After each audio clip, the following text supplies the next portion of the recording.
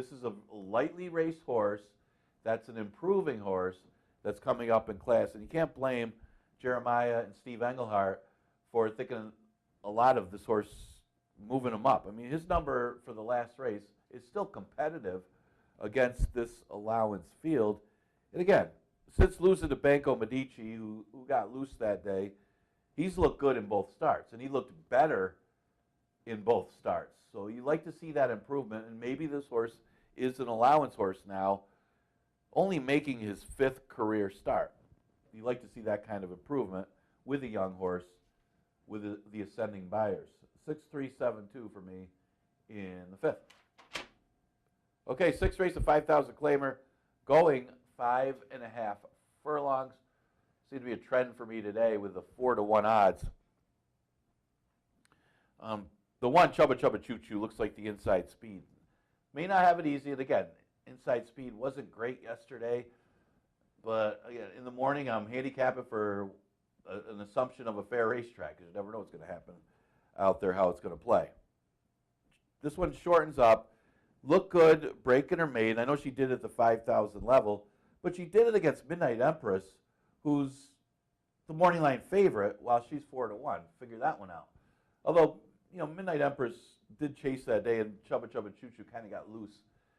May not be the case today, so Midnight Empress does have a chance to turn the tables. But Chubba Chubba Choo Choo could also have a chance to improve. Again, if inside speed's okay today, I think this horse has a chance to go all the way. She's dropping back down to 5,000. She's 4-to-1. That's an honest price for this horse. Got her on top. Midnight Empress, what can you say? She could be one that's improving. The one negative I might have for her is I think she likes an off track. In the last 2 races against winners, she's caught off tracks. I mean, it's not a big negative. She's run well. She's hit the board in both of them. As she tries to turn the tables on Chubba Chubba Choo Choo, and maybe it is just these two and a replay of that $5,000 maiden race that was a couple months ago. So I say it, 1-5. Midnight Mindset, she's more of an underneath type horse. She finally did put it together to break her maiden back in July. And she's always right there. I mean, last race, what are you going to do? She's chasing after PJ's Rider, a horse that had just broke her maiden, but did it against tougher maidens down, I think it was Laurel, coming in here, and she was so fast early that everybody was just chasing. And you know, there's a chase and fade when you're talking about a horse like PJ's Rider, and then you're going to get passed by Midnight Empress and Moulin Rouge, who's in here too. So I can think this horse could hang around for a share, more like a stocky trip. I don't know if she's going to be that aggressive and go after Chubba Chubba Choo Choo. That could be the key to the race, though, to help, you know, it'll help somebody else in the race. And maybe, I don't know if it'll help her cause, though. I think follow the leader is the way she likes to go and land a share here. I'll use her 3rd. And for 4th, yeah, Moulin Rouge is at odds of 10-to-1. I mean, switches riders here to keep her Koa, and that could be the key. I mean, this horse that might move this horse up a little bit, although you have to put the weight on as well. When you get the veteran rider, you got to put the weight on. She's outside, but her last 2 races aren't bad. She's competitive against the same type of horses. I don't know if she'll be 10-to-1. You know, maybe more like 5 or 6-to-1 in here, but still a little bit of a price. Moulin Rouge, and she figures. I'm going to go with the 1, 5, 3, and 8 in the 6th. All right, 7th race. Little disappointed with the scratch. I mean, you have 'Cause You're Pretty scratched out of here. You know, I was hoping for Take Charge Christie, Gone and Forgotten, True Empress, and 'Cause You're Pretty. All 4 of them battling it out in race number 7. Still a pretty good race, but it's interesting to see how good 'Cause You're Pretty would do against these really good elder horses. Well, going to have to wait another day. I do like True Empress's last race. I mean, what can you say? She should have won, but she got the worst of the trips, not taking anything away from Take Charge Christie, who, if this was a route race, I would love her on top. It's that simple. And she would win. She would win in a route race. Maybe Gone and Forgotten might have something to say with that, but I would think Take Charge Christie against female competition in a route here at Finger Lakes could be pretty much anybody on the grounds. Now, it's a sprint. She did get up to beat True Empress last time. Again, she's inside that horse again, so she could get the better of the trips again. But I like these two. I mean, how can you not like these two? if they did it last time, it's the same distance, the same field. I mean, it's the same rivals, probably the same type of racetrack that you're going to get today. I just got a flip-flop of the two because I thought True Empress might have got the worst of the trips, and it was close anyway. I mean, they were right there at the wire. I did think True Empress was going to win, but nothing against Take Charge Christie. Talk about the other horse John Buckley has, Fiery Heart. That's a really good one. Buckley's just a good trainer, and he's got some really good horses. And this is another one. I mean, again, not to take anything away from Gone and Forgotten. She was the top mare last year. I just think Take Charge Christie in a route would beat anybody on the grounds, any female horses on the grounds anyway, and be competitive against the boys as well. She's actually coming off her best lifetime sprint buyer last time. I don't think she's as good going short as long, so that's saying a lot for Take Charge Christie. She's a nice horse, maybe a little more at the mercy of the pace stopping in a sprint than she is a route. Hard not to like her in the top three. And she's 8-1. Man, you talk about no respect. I mean, the horse just beat these horses, and she's 8-1. What do you got to do? Gone and Forgotten, even though Perez opts to go to True Empress because she just beat Gone and Forgotten last time, this Gone and Forgotten's the favorite. Maybe out of respect of what she's done the previous 2 years, but I would think that True Empress, up from the stable, ran better than she did last time. She's more of the up-and-comer, is True Empress. I mean, she had won 4 in a row against conditional horses, not against stakes winners like her stablemate Gone and Forgotten, but I thought she ran a better race. We'll see. I mean, maybe Gone and Forgotten can, you know, she's feeling disrespected that she wants to get in there and beat these horses. Could be. I mean, she's obviously got the talent. She's a 3-time stakes winner. She's won the Arctic Queen 2 years in a row and won the Jack Better Be Right last year. I mean, what can you say? She plays, and you got to consider her. I'll use Tuscanova Beauty for 4th of the speed, and she's an interesting one because you got Easy Play inside her as the other speed. Tuscanova Beauty might have got a little bit tired coming back from Saratoga off a little bit of a break. Maybe she runs a sharper race today, and if speed's a little better, if she could put Easy Play away early enough, they might have to come get her. And she could be tough. I mean, yeah, a lot of those are younger horses that she beat early in her career, but she's run some good numbers when she's able to get out there and sneak away from her rivals. And there's a chance of that happening today with Tuscanova Beauty, and she's 10-1. So another one to consider. If Easy Play's not in the race, I would really consider putting this horse on top, but that's not the case. 6-2-8-3. 8th race, 5,000 claimer going 6 furlongs. We do scratch the 3, Legendary Bid, and scratch the 11, Take the Edge. It is that time of year when you get the drop downs. The time of year to get ready for Thanksgiving and the turkey dinner as well, but it's also drop down time of year. And you know, you got Hyperspeed and Holy Matrimony. They're my top 2 choices. Then you got Juggler, who dropped to 5,000 last time, and you see the response to the drop with a win. And here's another one, off of a layoff, dropping to 5,000. I know those are scary plays because of the lack of activity, but at least the horse has got some decent works since that last race. Sometimes when you see that kind of a drop off a couple months and not much morning activity, you take that shot against. It's not the case here. I mean, this one cuts back in distance and is just simply better than these 5,000 claimers, although you do have another drop down in Holy Matrimony, who's on the inside, could get a trip and get the better trip than Hyperspeed and beat that rival. She's another one with a big chance. She's not badly beaten at the 11-9 level. You would think that she'd be awfully tough for 5. For Lugu. Juggler, I mean, he's got back class on these rivals. And he was off a little bit of a layoff last time from August to October. So maybe he'll be even sharper for this race. Don't love the post for Juggler, but he's a stalk and pounce type horse that if he could avoid being hung out too wide, he could come up and get the victory. I like those 3 as win threats. North Coast, more of a top 3 or 4 threat. I don't know if this horse still wants to win. I don't like the tactics last time. I mean, there was no speed in that race. Angelic Mission getting the front over North Coast. Hey, what were the tactics of North Coast? I mean, they went ridiculously slow, 47 and change. Angelic Mission, like, hey, thanks, man. I'll just go win the race. But, yeah, those are bad tactics last time for North Coast. But he still plays to be in the top 3 or 4 in here. But again, he doesn't win an awful lot. A lot of seconds and thirds for this one. And this race came up tough with the drop downs. 9, 1, 10, 5 for me in today's last race. We do scratch a 3 and 11 out of there, but still a pretty good size field to finish out that Tuesday card. Got a nice feature race with the 2 Ferraro horses and Take Charge Christie. That should be a lot of fun today. 8 races on the card. Pick 6 carryover 8,000. That starts in race number 3. And we are near the end. After today, only 4 more live racing days. Monday through Wednesday next week, 12:15 first post. Our next live race day, of course, will be tomorrow with that 12:15 first post. And I will see you then.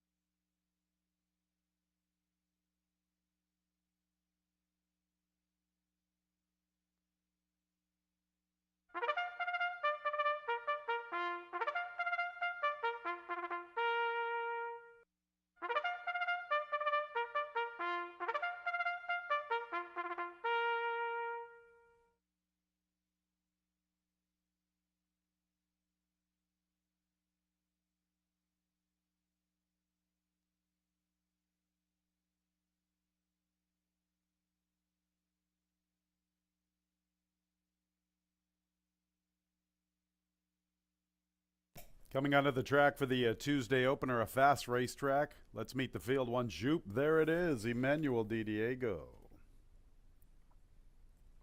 Next will be the 2 Street Cop Officer, Jeremias Flores. Scratch 3, Stop the Spread. 4, Tis Lucky, Joel Cruz. 5, Alternate Reality, John Davila Jr., 1 pound over the weight. 5 as an additional workout, 8th of November, Belmont Training Track fast that morning, half-mile move, 50.90 seconds, a breezing onto the 6. Win Giant, Andre Worry, 1 pound over. And 7 is Raw Courage, Michael Davila Jr. Race 1, 1 mile and 70 yards, allowance conditions, 3-year-olds and up, non-winners of 3 races, fast racetrack, once again, scratch 3, Stop the Spread. Race 1 will begin the early double and the early pick 4, an 8-race card. And the opener's in a little more than 3 minutes. Track announcer Tony Kalo up here in the booth. An exciting Tuesday program. We've got a nice pick 6 carryover. Pick 6 carryovers always get me excited. I remember back in the day working in Northern California, whenever we'd have a big carryover, whether it was at Bay Meadows or Golden Gate Fields or via the simulcast in LA, how pumped up all of us in the press box would be for a pick 6 carryover, and that's the case today. $8,000. I know it doesn't sound like a lot, but hey, you know, you pump some money into the pool, you get some long shots in, who knows?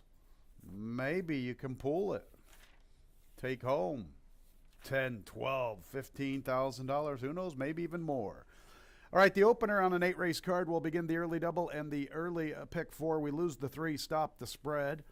Thought this race was very competitive. You can pretty much make a case for all of them. Maybe Raw Courage is a little overmatched because he only has that 5,000 N2L, but the fact the connections are stepping him up, I always take that as a positive endorsement when anytime the connections are stepping their horses up when it looks like they're a little overmatched. But with all that said, 2 Street Cop Officer is going to be the horse I land on as my top pick. A big shout out to Dustin Ross. His mother owned Street Cop Officer with others. You know, the thing I like about Street Cop Officer is, A, the distance today, 1 mile and 70 yards. So I'm looking at all the foundation this horse has. I mean, it started early on this year at Tampa with a 1 mile and 70 race at Gulfstream, then the mile race at Tampa on the turf, 7 furlong race before that at Tampa. He gets to Finger Lakes, and look at all the length of the races. 1 mile and a 16th, 1 mile and a 16th, 1 mile and 70, 1 mile and an 8th. He wins at 1 mile and a 16th. He's got a ton of foundation. And that's kind of what I want here in the opener, because when the real running begins at the 8th pole, I want somebody who can stick around, and there's no excuses for Street Cop Officer with all that foundation he's built up. We're getting a nice 3-1. Ever since he ventured to us at Finger Lakes, he's been pretty much a model of consistency with a couple of wins and a couple of thirds and a second. I'll take my chances. I know Emmanuel Di Diego has opted to stick with the 1 Shoop. There it is.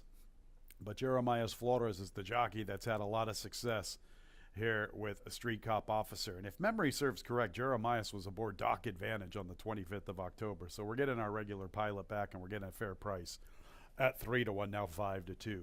5, Alternate Reality. Boy, I'll tell you what do you do with this guy? He was good enough to be entered in the Grade 3 Dwyer. How about that? Broke his maiden at Aqueduct in April. The most recent race, Belmont at the Big A, it's a very good race. Anytime I see 22 and change going 7 furlongs, boy, that catches my attention. And I know he was defeated 3 lengths, but hey, that's a good race. A repeat winner that won the race, a repeat winner or a next out winner who ran 3rd. Going to stretch out for the dynamic duo, Chris Engelhardt and John Davila Jr. Obviously makes all the sense, and the fans are all over him at even money. The 1 Shoop, there it is. I love the name, that's for sure. Shoop, there it is. He looked good winning recently, looked even better when he graduated. I think his best race makes him a player in this spot. And he's 9-2, should get a nice inside tracking trip with that rail draw. And then you get the 6, Win Giant. Win Giant kind of stacks up against these. I'm holding his last race a little bit against him because they crawled early and he was right there amongst the tempo. They went 25-2, 50-4. There's a Pearl Jam even flow for you. The 3/4 at 116, and he's got the lead at the 8th pole, and he can't seal the deal. I have to hold it against him. No excuses when you get that kind of pace and that kind of flow to not come through. Now, with all that said, Dock Advantage is a very, very nice horse.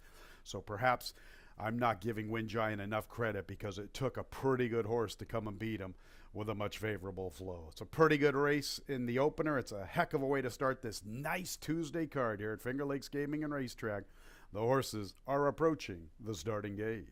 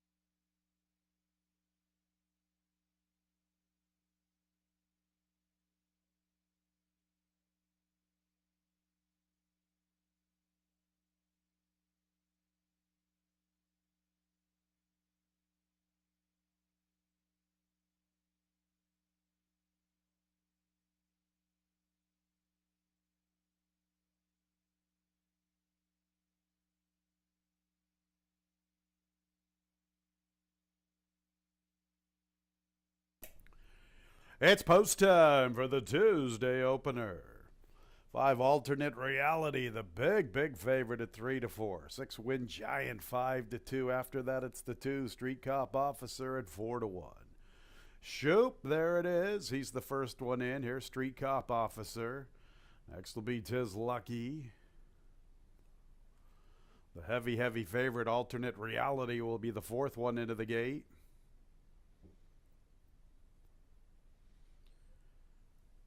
A little bit of reluctancy from Tis Lucky.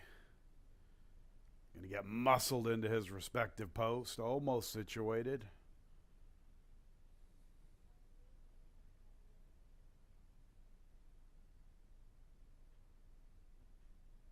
All right, here's the favorite alternate reality.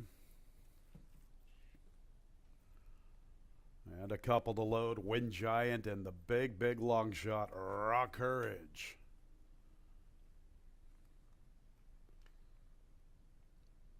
Ready for the Tuesday opener. And there they go. Alternate reality away a little slowly. He's in last. Tis Lucky, Street Cop Officer, Raw Courage from the far outside. Shoop, there it is, forwardly positioned from the rail. Alternate realities into the 5th spot, and Wind Giant is the early trailer. So with the top spot, it's Tis Lucky. Shoop, there it is, gets away from the inside. He's into 2nd. He races about 3 parts of a length or a length in front of Street Cop Officer and Raw Courage with his wide journey from the extreme outside. Here's the favorite alternate reality, saving ground along the rail, and he's 4 lengths or so, 4.5 off the pace, and it's about a length and a half to Wind Giant, so we'll call it 6 lengths from first to last. They're at the 5/8, and Tis Lucky and Joel Cruz are all alone with the lead, better than 2. Shoop, there it is, has the 2nd spot. Raw Courage, 3 wide. Alternate reality gets a little closer up the rail. Street Cop Officer's in the 2 path. He's into the 4th spot, sharing that with Raw Courage. 5 lengths from Tis Lucky, better than 2 lengths to Wind Giant. They went 24-1 and 48, and Tis Lucky's been unchallenged and uncontested, and they need to step up to him. He's going along smoothly with the lead. Shoop, there it is, 2nd. Alternate reality's ready to take over that spot, and here comes the favorite. Alternate reality now picking up his best stride, and he looks pretty tough near the quarter pole. He's the one who has the best chance to come and reel in Tis Lucky. Tis Lucky. Alternate reality gets within about a length and a half at the 3/16. Street Cop Officer's picking up his best stride, but he's a good 4 from Tis Lucky. Tis Lucky. Alternate reality is gradually wearing him down. Here's alternate reality to the outside, confidently handled, and he's going to get the top spot when it counts the most. Alternate reality in the Tuesday opener from Tis Lucky, Street Cop Officer, and Shoop, there it is for the Superfecta.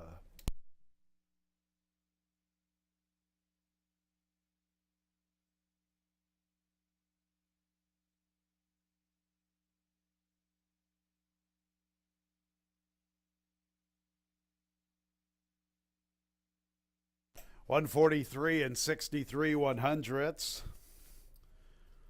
1-2 alternate reality. Extremely confidently handled by the Finger Lakes Hall of Famer John Davila Jr. John never pressed the panic button in the Tuesday opener. We do need the photo. 5-4 in the photo. Make sure to hold all tickets.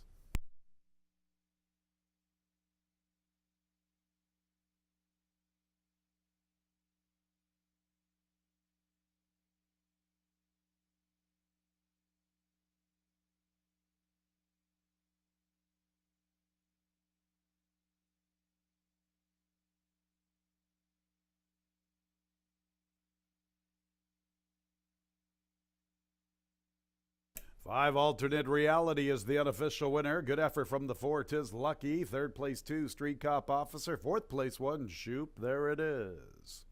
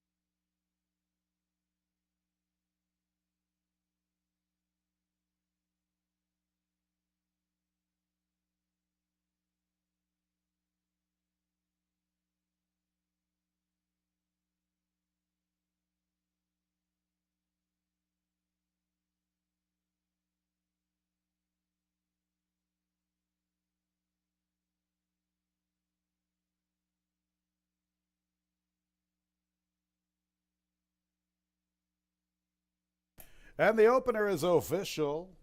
5-4-2-1. I'll get to those prices. That exacta $9.40, a trifecta $5.50, and that 10-cent super $3.17.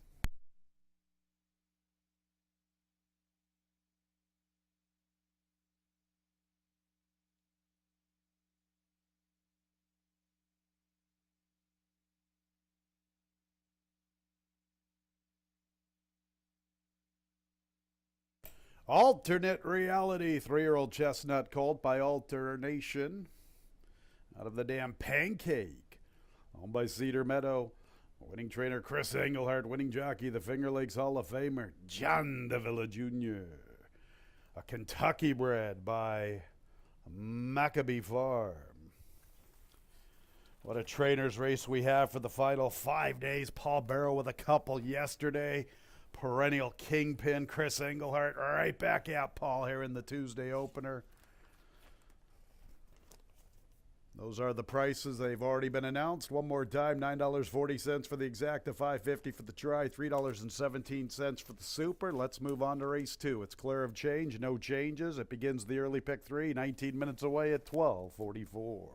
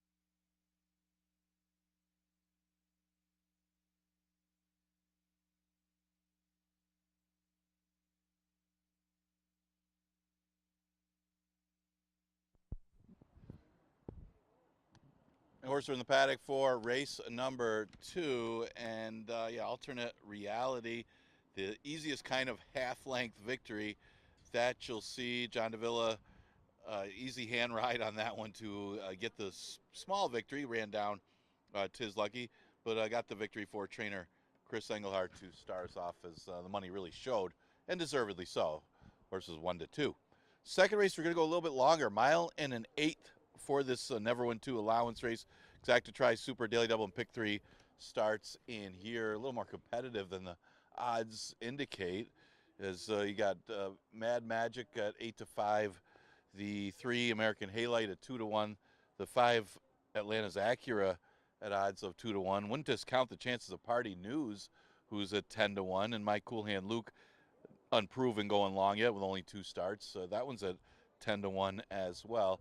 Believe in Josh, maybe we'll have to pull off another miracle like he did in his debut. But other than that, pretty competitive race for the second. Mad Magic, I did give a slight edge to, even though he probably benefited from an off track and an easier field. I mean, he's supposed to win the last race. He was at odds of 1-9 and didn't disappoint at all. It was never really in doubt. The race before was against a little bit tougher maiden field, and he put up a good number running second to Petrolo. So he's had 2 starts since coming in here since July. The numbers are good, but he also benefited from the off track a little bit. But you got to like the form that he's in. I mean, he's going to have the rail here. He's going to sit a trip, first time against winners, and you got a trainer who's, the further they go, stretching him out, he's really good. And there's a lot of things to like with Mad Magic. The 4 horses, Party News. This one at odds of 11-1, I made my second choice just based on his recent form. It's not bad. Probably won't get played because of the connections, low profile, but remember Ed Maver pulled off the big upset yesterday. And you look at the race where he went longer. He ran 4th, only a few lengths beaten to Street Cop Officer. Other 2 starts, he had trouble at the start more than anything with some poor breaks. And he's not that badly beaten on off tracks against similar competition in the last 2 that he certainly plays here to at least be in the top 3, and he's at odds of 12-1. The tricky read is the 5, Atlanta's Acura. This is the other horse that's getting a lot of play, is the 8-5 morning line favorite, but it's just real questionable as far as how good this horse is on the dirt. Now, on the dam side, the dam was pretty good on both the turf and the dirt. He was a stakes winner on both, but Atlanta's Acura, his only win was on the turf. He's got a good record on the turf, but his numbers on the dirt aren't terrible, going a little shorter, going a mile, that he still should be competitive against our Finger Lakes allowance 2 lifetimes. Tricky read, but he's at odds of 8-5. The 3 horse is American Halite, and a horse that's been improving.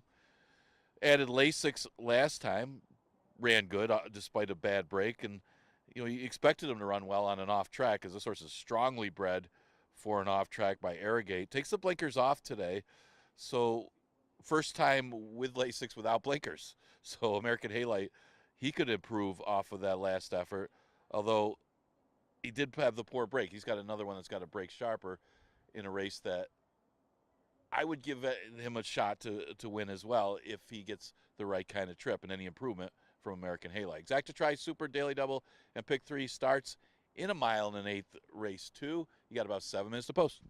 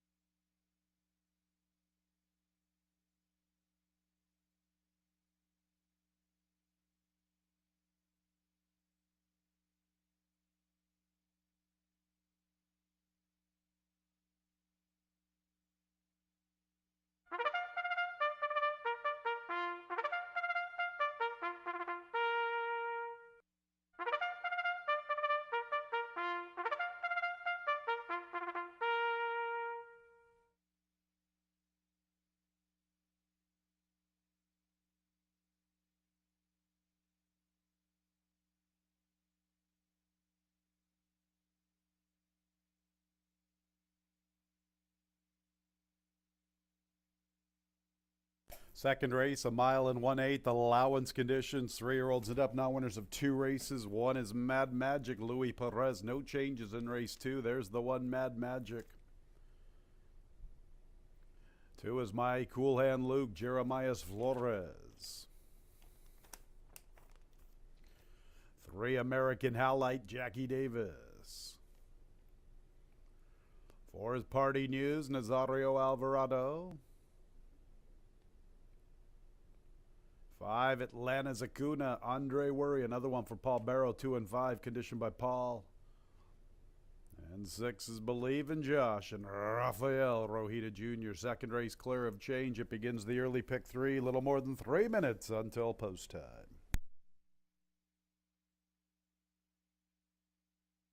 Mad Magic 6-5 in the wagering. My top pick 7-2 on the morning line. Getting hammered. He's looked pretty good in his 2 starts here at Finger Lakes. Petrolo on the 16th of October was a James Bond invader that looked pretty good winning, and Mad Magic really tested him. They were well clear of the 3rd place finisher. That race propelled Mad Magic to 1-9 favoritism in his next outing, which was a powerful, good-looking graduation score. 1.8 mile distance. Let's see if he can do it on a fast racetrack. I guess that's the question mark here. He does have 3 placings and 6 starts over a fast racetrack, but he's never gotten to the winner's circle. But with that said, he's never run here at Finger Lakes over a fast racetrack. I like his chances. Munnings out of a stormy Atlantic Mare, Kentucky bred. Mad Magic. The price is a little light, but he sure has made a very, very favorable impression in his 2 starts here locally. Didn't know what to do with the 5, Atlanta Zacuna. The 8-5 morning line favorite. You know, both of his recent good races were over the turf course. He did run very well off the turf on the 30th of August over a fast racetrack at Saratoga. What a trainer's race we have between Paul Barrow and Chris Englehart. Paul with a couple yesterday, Chris with the Tuesday opener. Paul's wheeling in 2 in this spot, including this one. We'll see how he fares in this spot. Not quite sure. That one race over the fast racetrack at Saratoga, that is like that 1 mile race, though. You know, kind of a 1.5 turn affair, not a true 2-turn, 1 mile distance. You'd have to think he can get it, but, you know, it's one thing to do it turfing than on a dirt fast racetrack. But I think he looks pretty logical, and he is obviously getting a lot of support at 8-5. After that, I looked at the 2, My Cool Hand Luke, who's going to stretch out. Frank Conversation out of a Pure Prize mare. This will be his first start over a fast racetrack. Good-looking maiden victory. Didn't run too much in his next outing. Perhaps a wide trip caught up to him and he wasn't really persevered. Should get a favorable inside trip stretching out, utilizing his speed. I could see him being one of the forwardly placed runners, and that's always a good thing. And then after that, it was kind of between the 4 and the 3. I landed on the 4 because, I picked him last time. In fact, I've been kind of on him for a few races. The 1.8 mile distance should be all right. Getting back to a fast racetrack can only enhance his chances. So I went with Party News in the 4th spot. The 1, Mad Magic's my top pick, 1-5-2-4. This is the 2nd race. It begins the early pick 3. It all starts in the next race with that nice pick 6, an $8,000 carryover beginning in race 3.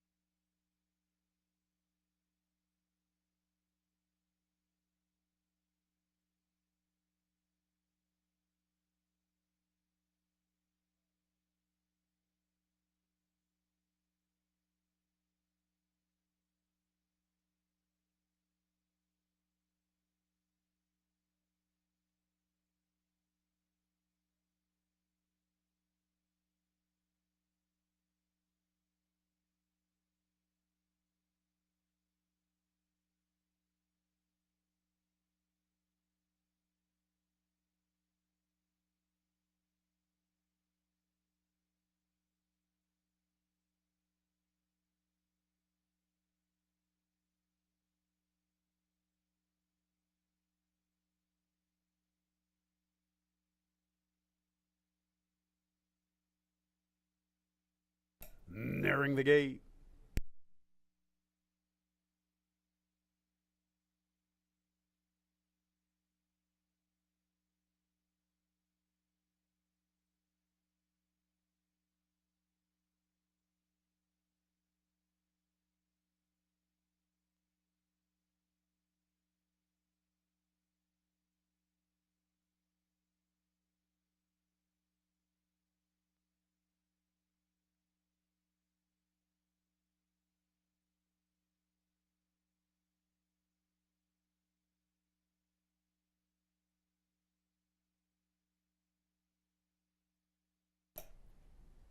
It's post time for the second race, number 5. Atlanta's Acuna's the favorite at even money. The one Mad Magic at 9-5.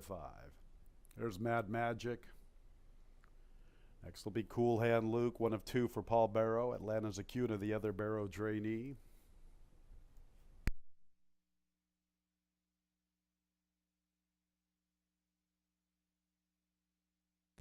Next will be American Halite. Blinkers off American Halite this afternoon.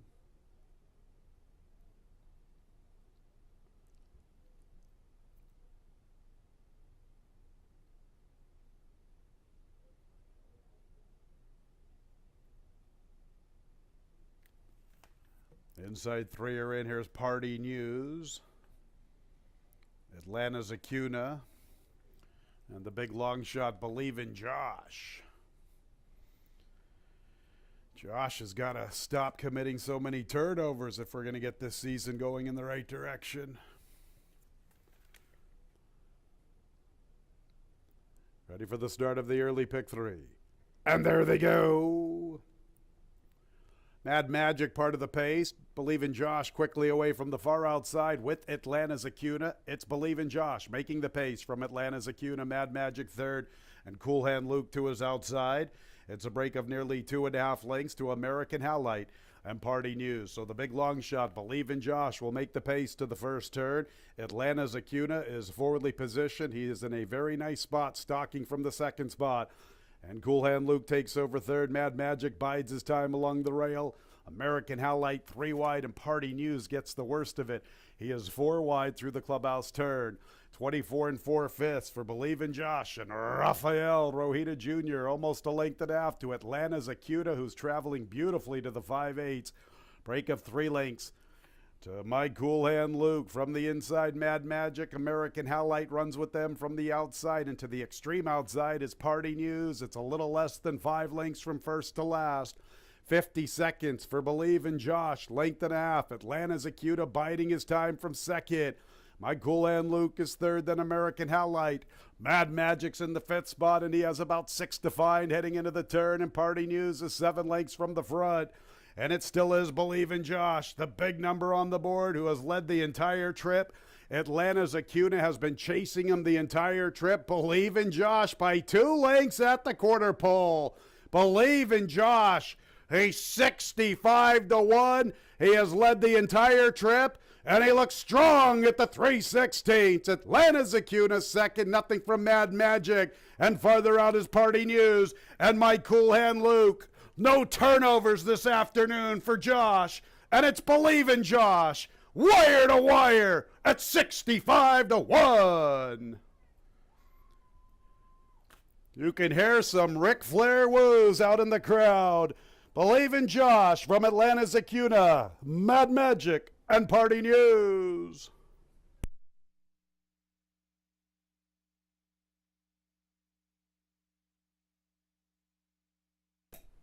Maybe this Josh should be playing quarterback for the Bills, huh? Believe in Josh. He pulled off a huge upset right about this time last year, and he comes right back a year later at 65 to 1. How about Rafael Rojita Jr.? What a season for Raf.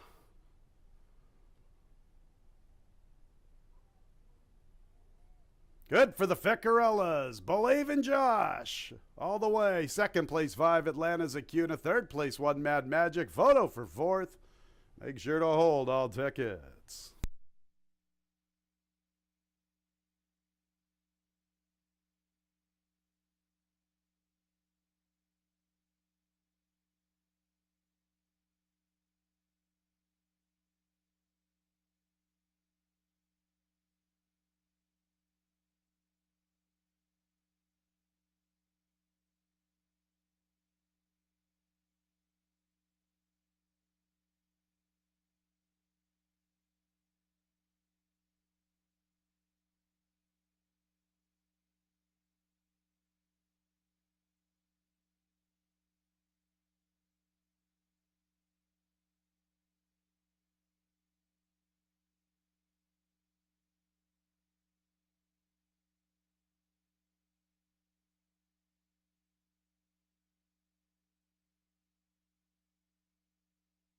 For Party News checks in fourth.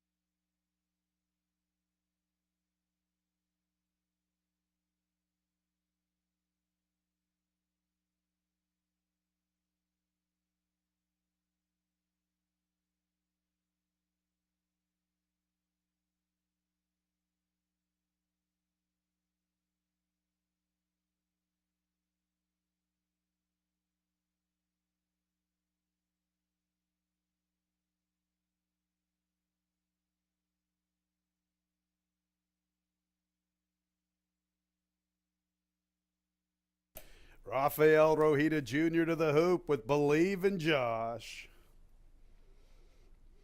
3-year-old Dark Bear Brown Gelding by Balabali. Out of the dam, Lost Stars.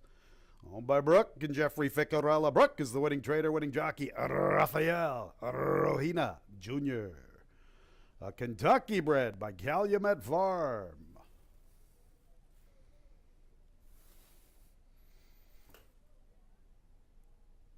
Some pumped up girls in the winner's circle, Elena Grabowski and Brooke Ficarella. How about that? $133 winner in race 2, which is now official. 6514. A 5-6 early double, $146. 6-5 exact to $423.50. The 50-cent try, 6-5-1, $247.25. And the 10-cent super, 6-5-1-4, $226.90.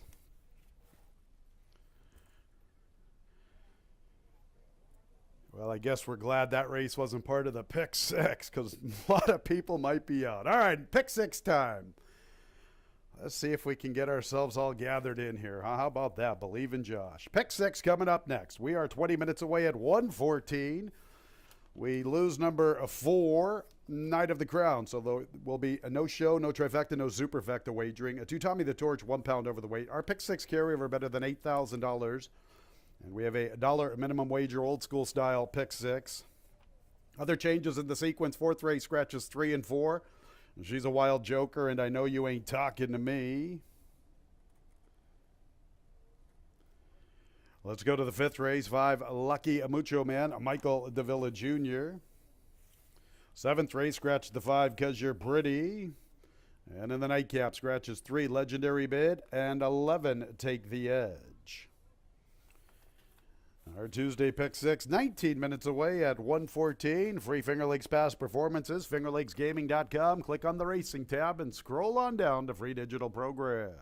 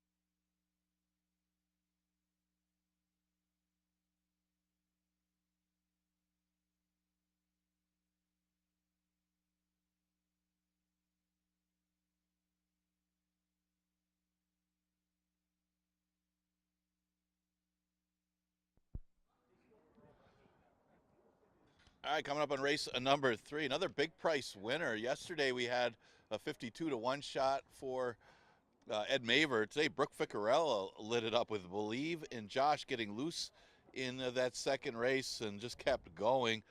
Horse in his debut pulled off a big upset at 30-1. Today, over 60-1. Raf Rohina for Brooke Ficarella. Congratulations to them and Jeff Ficarella as they pull off their big upset, get her second win of the season.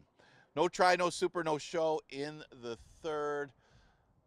Well, it'd be a big upset if you can beat Fiery Heart. I mean, we scratched it for Knight of the Crown, but Fiery Heart just basically beat these same type of horses over and over again all season long in the starter condition.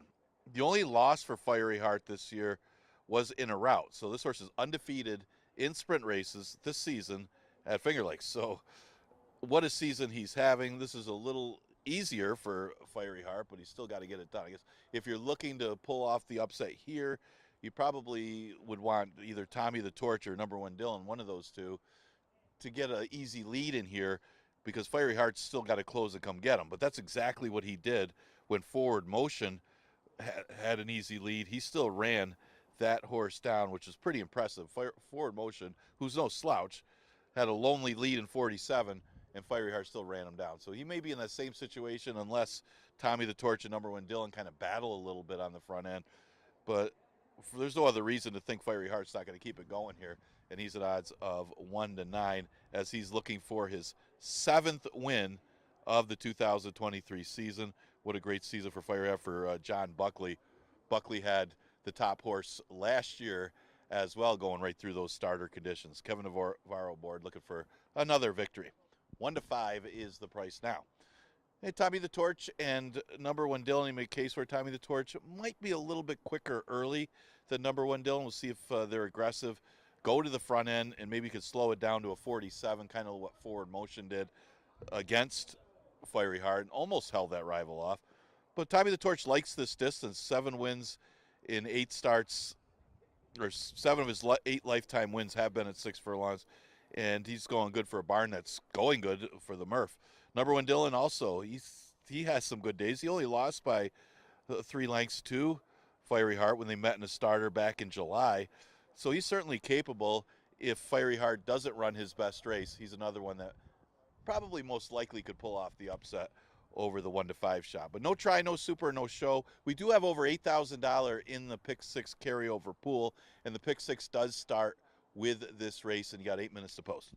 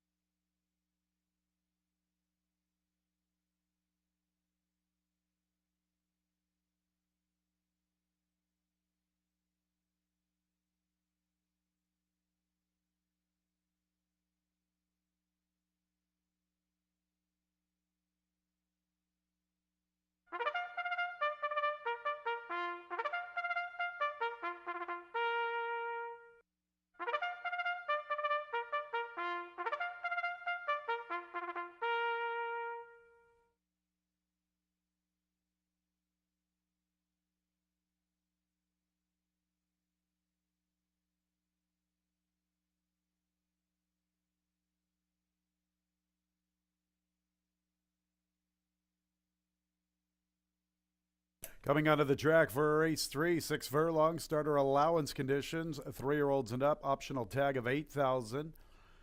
Scratch for Knight of the Crown, for Knight of the Crown. Scratch from the third. The 6 furlong affair will have no show, no trifecta, no superfecta wagering. We will have a pick 6, and our carryover is better than $8,000. Here is the field. Number 1, Invaluable Will with Rafael Rohina Jr. Raff's on the biggest price again. 2 is Tommy the Torch, Nazario Alvarado, 1 pound over. 3 is number 1, Dylan Christian Navarro. Number 1, Dylan leads the field with victories, looking for his 11th career score, and the big favorite is number 5, Fiery Heart. He's looking for his 7th victory in his career. Kevin Navarro is the jockey. Pick 6 in a little more than 2 minutes. $8,000 carryover, more than $5,100 new money. Many people, most people probably have Fiery Heart as their single, and rightfully so. How about Windy Leaf Farm? They're doing it again here in 2023. They did it last year in 2022, just killing the starter allowance condition with Warriors Revenge, and it propelled Warriors Revenge to Finger Lakes Horse of the Year in 2022. Is it going to be a repeat with Fiery Heart? Perhaps. He is looking for his 7th victory of the season. He's looking for 4 in a row and a 7 out of 8. Only that second place finish when he went 2 turns. He unleashes a powerful kick in the final quarter of a mile. He is by far the horse to beat. 126 pounds should not pose a problem considering he has been carrying 124 pounds pretty regularly throughout his career. Until he gets beat, it's hard to pick against him. 3 to 5. Who has the best chance if you're trying to upset him? Perhaps it's the 3, number 1, Dylan. Interestingly enough, Kevin Navarro, the regular pilot of 5, Fiery Heart. His younger brother is the jockey aboard 3, and number 1, Dylan. Number 1, Dylan might have a pace advantage.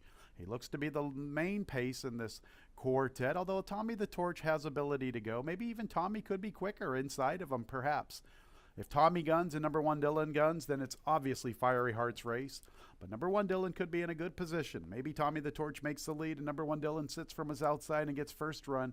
What I'm getting to is that if anybody can beat the 5 Fiery Heart, I do believe it is the 3 number 1 Dylan. But I would single 5 Fiery Heart if playing the pick 6. Now, Tommy the Torch is a nice horse. He's made a ton of money for Ed Schatzel. Tim Murphy is now his trainer, looking for his 9th career victory, his 3rd here in 2023. Tommy the Torch just keeps on chugging along, made almost 50 G's last year.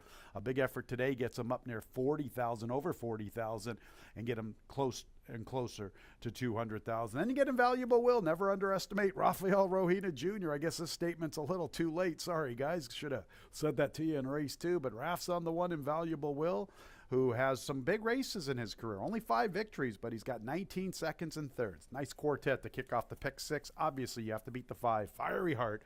He is the odds-on favorite to start our pick 6.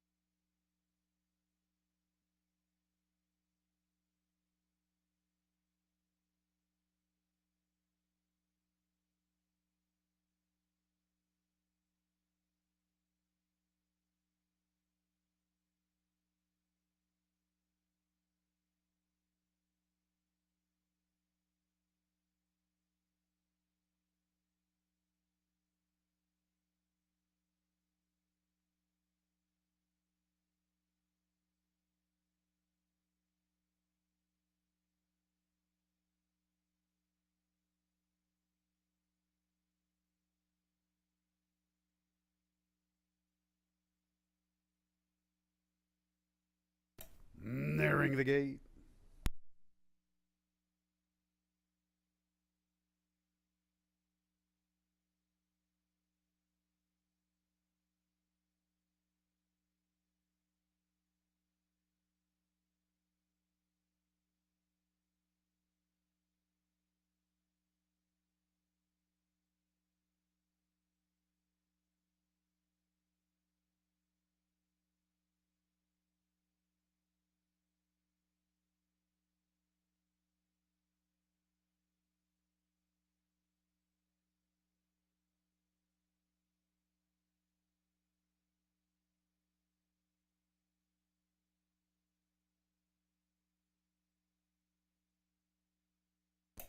It's post time for the third race. The horses are just arriving at the starting gate. Over $9,300 of new money in our pick six, $8,000 carryover.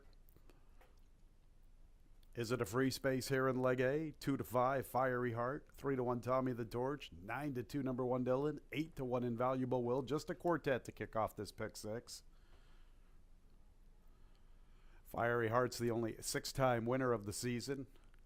Looking to get to the winner's circle on 7 occasions here in 2023.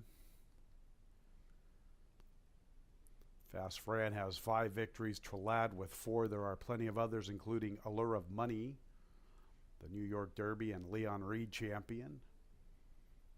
Looking at that a little bit more, perhaps Allure of Money, the front runner right now to be the Finger Lakes Horse of the Year with both of those big victories. Fiery Heart following in the footsteps of stablemate Warriors Revenge a year ago, dominating the starter allowance condition, ready for the pick six. And there they go. And Tommy the Torch caught a quick start. Number 1, Dylan, is showing good speed from his outside. From the rail, Invaluable Will and Fiery Heart's in range. He's a little less than 3 lengths from the front. Tommy the Torch and number 1, Dylan, kind of expected it to be this way. Tommy's a little quicker. Number 1, Dylan flanks him. Break of about 3 lengths to Invaluable Will and Fiery Heart. So Tommy the Torch and number 1, Dylan, continue to battle with one another. 23 seconds for that opening quarter. They maintain about 3 lengths to Fiery Heart, now picking up his stride heading into the turn. Invaluable Will's a little less than 4 lengths from the front. So number 1, Dylan, has poked his head in front of Tommy the Torch, and Fiery Heart continues with his run, but he's 3 lengths off the lead, past the 5/16, and it's a break of more than 3.5 to Invaluable Will. Number 1, Dylan and Tommy the Torch, and they continue to slug it out, and it's shaping up beautifully for Fiery Heart, but he's going to have to really pick his stride up from the outside. Tommy the Torch and number 1, Dylan, and here comes Fiery Heart. No need to press the panic button just yet. Fiery Heart's closing in after Tommy the Torch. Tommy the Torch and Fiery Heart. Here's Fiery Heart unleashing that final furlong. Look at this guy. His name is Fiery Heart. Good effort from Tommy the Torch, then Invaluable Will and number 1, Dylan.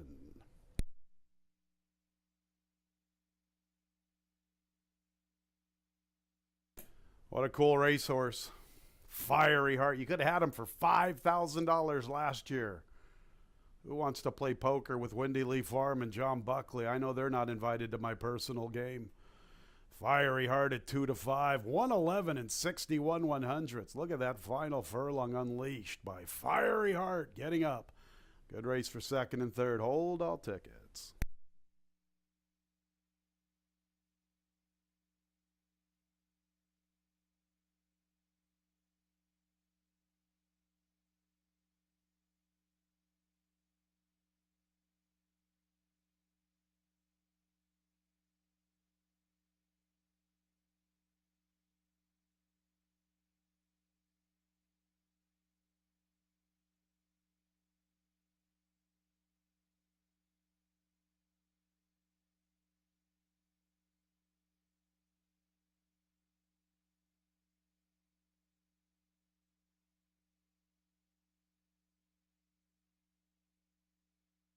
Two, Tommy the Torch, second. Third place, 1, Invaluable Will. Fourth place, number 3, number 1, Dylan.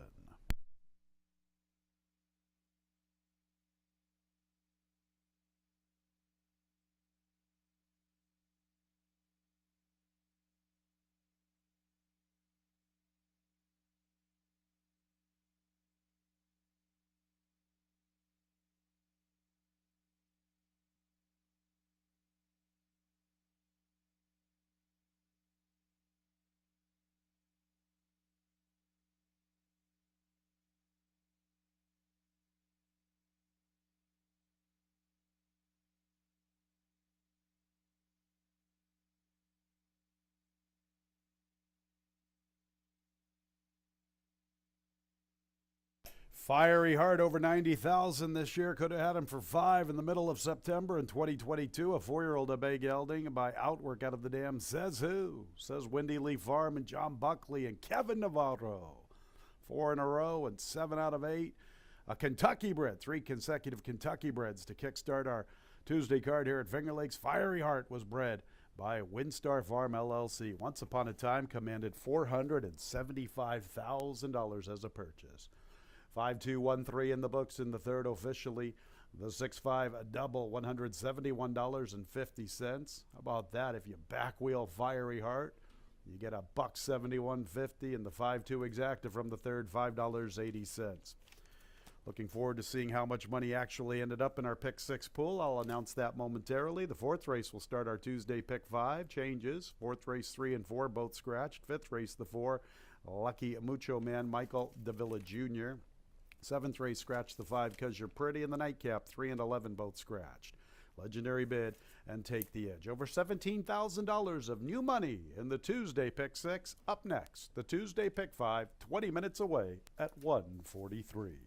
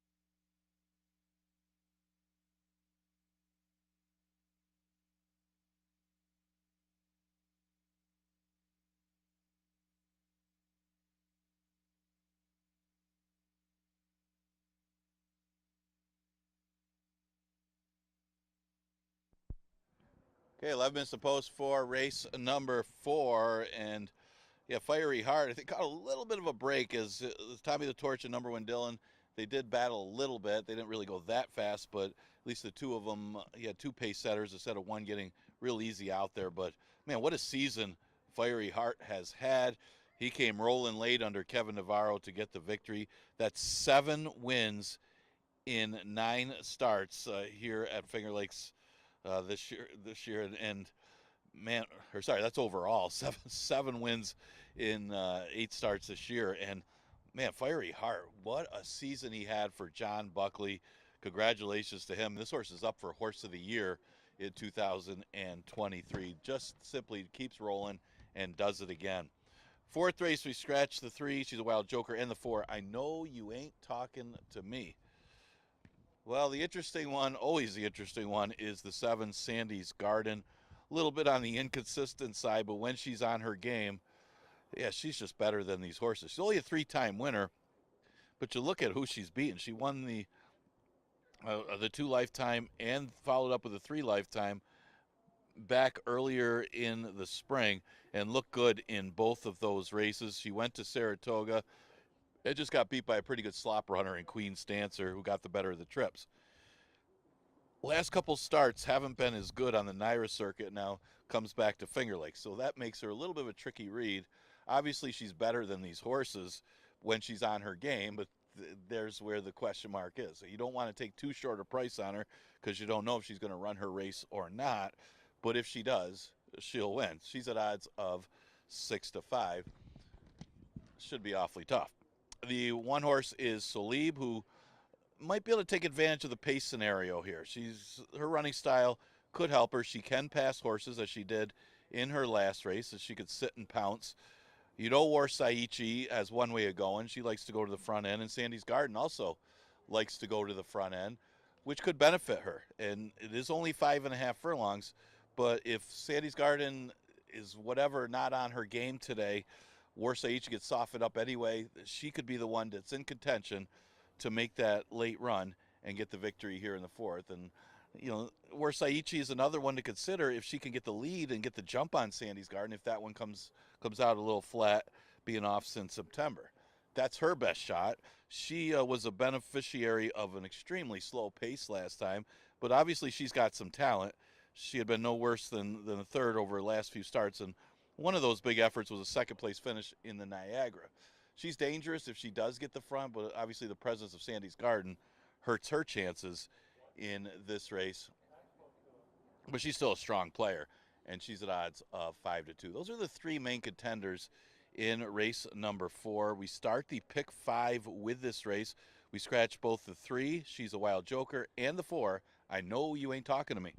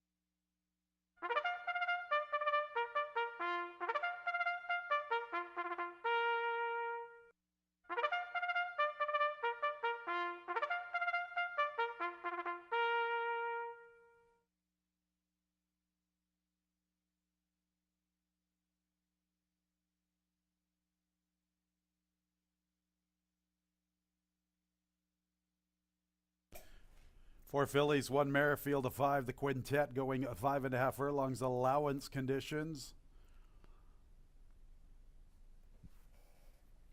And this is the first leg of our Tuesday pick five. Couple of scratches, 3 and 4. She's a wild joker, and I know you ain't talking to me.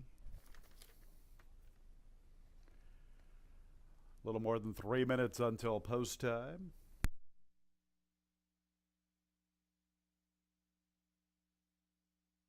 Here's the field number one, Solib. Andre Worry gunning for 2 in a row. Second choice at 2-1. The 2 is Warsaichi. She's also looking for 2 in a row. John Davila Jr. and Chris Englehart looking for doubles. 3 and 4 both scratched. The 5 is Flattery's Music. And she's looking for 2 out of 3. Rafael Rohina Jr. looking for a riding double. Our Little Tiger, Windy Leaf Farm, John Buckley and Kevin Navarro looking for back-to-back trips to the winner's circle. And the favorite is 7 Sandy's Garden with Jackie Davis. That's the quintet, the fourth in a couple of minutes. Tuesday pick 5, all right, fans. $8,000 pick 6 carryover, a little more than $17,000 of new money. Everybody's probably still alive with Fiery Heart at a short price. Maybe we can generate some value here in the second leg of the pick 6, the first leg of our Tuesday pick 5. Why not, fans? Right back at them with Windy Leaf Farm, John Buckley, and Kevin Navarro. You're looking at my top pick, the 6, Our Little Tiger. I loved her victory on the 6th of September. If you've got time, go watch that replay. Unbelievable that she got up. She had all sorts of trouble, unleashed a furious final furlong, kind of like Fiery Heart. Last time out on the 23rd of October, she got left. She was 2 lengths slow. They crawled in front of her, 23 and 2 and 47 and 3. And despite that flow, she came running strongly. I think she was the best that day.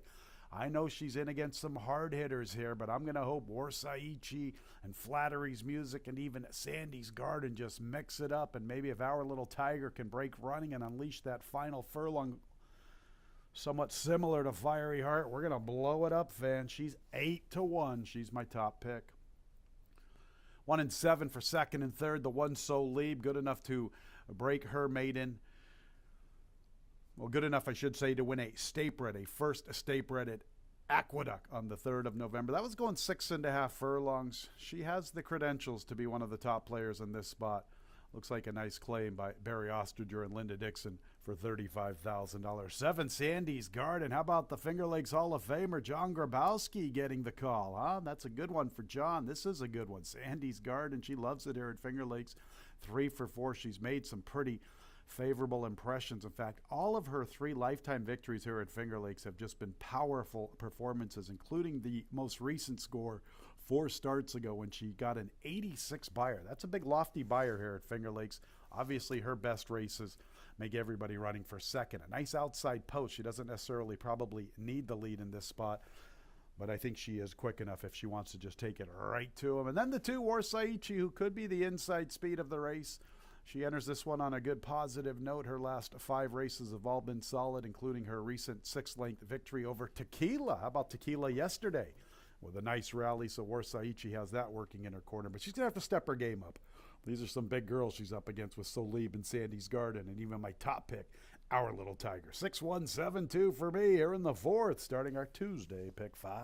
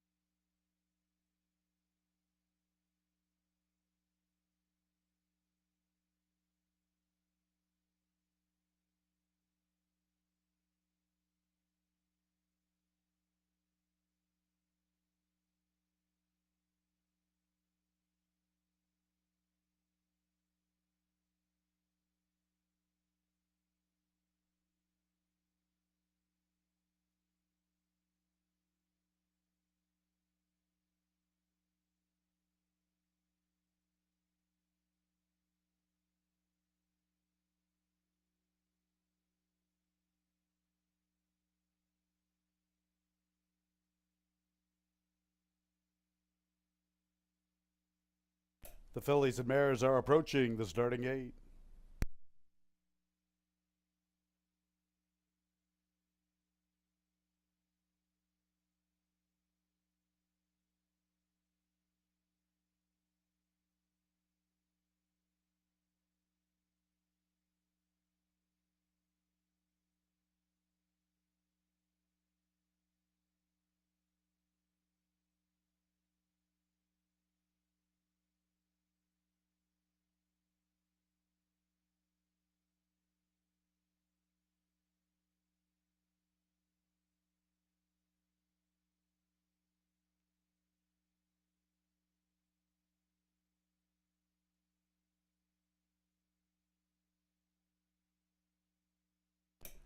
It's post time for the fourth race, starting our Tuesday pick 5. Eva Money, Sandy's Garden, a 9-5 Zolib, 3-1 Warsaichi. There is Solib. Warsaichi to post position 2, a field of 5, 4 fillies and a 1 mare. Our Little Tiger, the lone mare. There's Flattery's Music. Our Little Tiger. Windy Leaf Farms got quite a few tigers in their stable. And Sandy's Garden at even money to the outside. Ready for the pick 5. And there they go. Flattery's Music quickly away with Sandy's Garden and Warsaichi. Our Little Tiger comes away in good order. She's fourth, a much better start this afternoon for her. And she races outside of Zolib. Warsaichi, the inside speed. Sandy's Garden from the top shelf. Flattery's Music as the middle gal. And these three vie for the top spot. Our Little Tiger gets paced to chase 4 lengths from the front, getting away from Solib, heading into the turn, and they fly early. 22 seconds at the 3/8. Flattery's Music, Sandy's Gardens, making her move 3 wide. Warsaichi from the inside. Our Little Tiger now 5 lengths from the front. She begins to pick up her stride. Solib's at the back. Sandy's Garden, who loves it here at Finger Lakes, has the lead. Warsaichi fighting on. Solib's putting in her best run with Our Little Tiger. Sandy's Garden and Warsaichi. Flattery's Music third, then Solib. Our Little Tiger to the far outside. It's Sandy's Garden, a Finger Lakes specialist. The leader at the 16th from Warsaichi. Our Little Tiger's even paced with Solib. Sandy's Garden, 4 for 5 here at the Thumb. Warsaichi second, then Solib, and Our Little Tiger checked in fourth.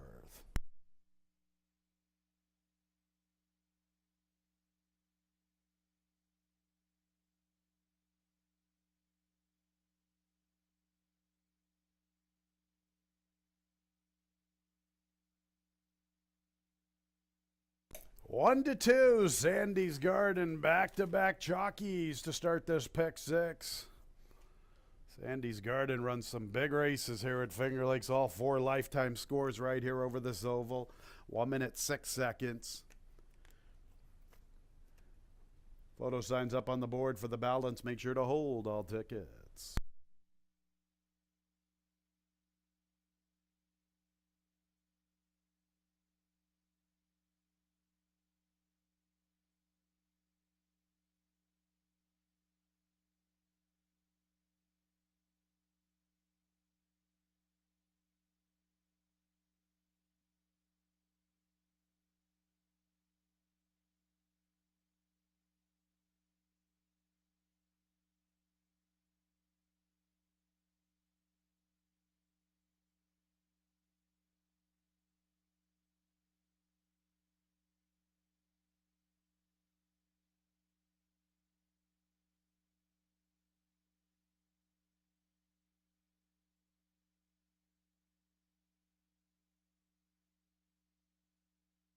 Second place 2, Warsaichi. Third place 1, Solib. Fourth place 6, Our Little Tiger.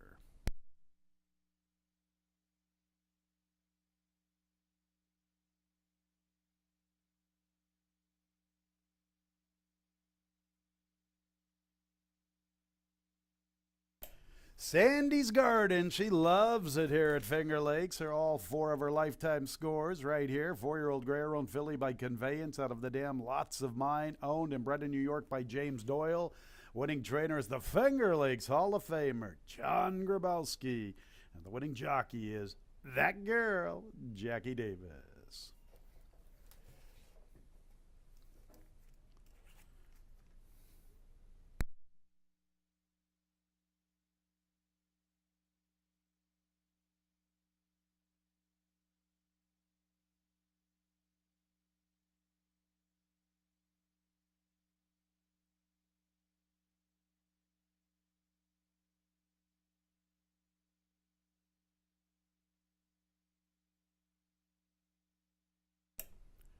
And race 4 is official. 7-2-1-6, that 5-7 chalky daily double gets you $6. The 7-2 exacta, $6.40. 7-2-1 trifecta, $2.85. 10-cent super 7-2-1-6, $1.12. 6-5-7 early pick 3, $127.25. 3-5 with 6 with 4-5 with 3-4-7. The early pick 4 combinations are worth $241.75. Our fifth race will start our late pick 4. Michael Davila Jr., new jockey number 5. Lucky Mucho Man. 2 Bay Bang, 2 pounds over. 3 Gold in Them Hills and 7 Pompous Prince. Both carry a 1 pound over the weight. 6 Hot Rod Rumble has an additional workout. 11th of November, Belmont Training Track fast that morning. A half-mile move, 52.25 seconds breezing. Our late pick 4 other changes. 7th race, scratch 5 'Cause You're Pretty. And the nightcap, 3 and 11 both out. Legendary Bid and Take the Edge. Our late pick 4 in about 20 minutes. 2-11.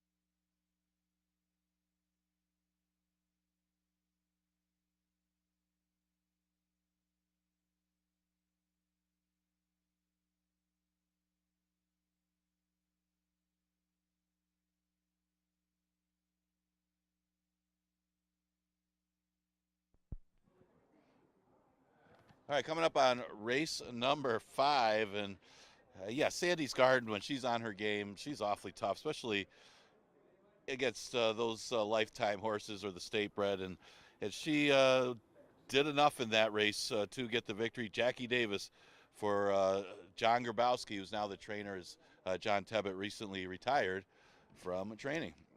5th race, an allowance event, never won 3 condition, going a distance of 5.5. And looking at the board right now, money pretty spread out. I mean, I did lean towards the speed of the race, the 6, Hot Rod Rumble. Hot Rod Rumble maybe getting some pressure from Pompous Prince, who's turning back in distance. But he just could not seal the deal last time. He opened up a big lead, did Hot Rod Rumble, but he still got caught by Tacony Road. He's got a little tired late on that muddy track, his first race over the track. He didn't have very big numbers for the off track, so maybe that had something to do with it. Plus, he got the race over the track. Let's see if he can hold on a little better today against this field, Hot Rod Rumble, at odds of 2-1. The 3 is Golden Them Hills. Golden Them Hills, a victim of the start more than anything. He does have some early speed that he could be out there close up with Hot Rod Rumble. And he wasn't that badly beaten by him last time, despite the bad start on that off track. Of course, he should like the off track with his breeding. He ran 3rd his prior start to Flowing River. It was a pretty good one when that one gets the lead. But Golden Them Hills, he's consistently close against these type of rivals. Just a matter of what kind of trip he's going to get with the speed of Hot Rod Rumble outside him. He's got to break better than what he did last time, and that could put him in the mix. And he's a good price right now at odds of 5-1. Pompous Prince does cut back in distance after running 4th in a route. Not really much excuse because he did go slow, but maybe he didn't want the route. I guess that's the excuse, as he ran 4th against a pretty decent field that had Doc Advantage Street Cop Officer. His sprint races aren't bad at all. He was running at Laurel, and his first race here was in a sprint, running 2nd in front of Golden Them Hills in that race with Flowing River. So he should have the same type of trip, an outside trip with Hot Rod Rumble going to the front end, and he's another one that if he can repeat that effort that he had on October 3rd, he should be in the top 3 against these rivals again. So Pompous Prince at odds of 7-2. The other horse maybe consider, because of the improvement shown with each start, he may have to improve a little bit again. But the 2 Bay Bank is a really interesting proposition. Started off his career on the turf. Then he ran here against the maiden, 11-9s. You know, got beat by the main speed of Banco Medici, who came back to win. But he looked good. He got a little bit of a break since that race. Looked good breaking his maiden, even though it was a maiden claimer. Faced the 11-9s and looked really good, beating the 11-9s on October 11th. Now, Fighter Kite improved and did come out of that race to win. So it was a decent 11-9 field. Not as good as this field, though. But he looked good, and he was the best winner of that race. So maybe he's a horse now making his 5th start that's improving with every start, and he improves again. He could pull off a minor upset here. He is getting a little bit of early action at odds of 7-2. There's some of the rivals getting some action here in the 5th. Exactitry Super Daily Double and Pick 4 starts here.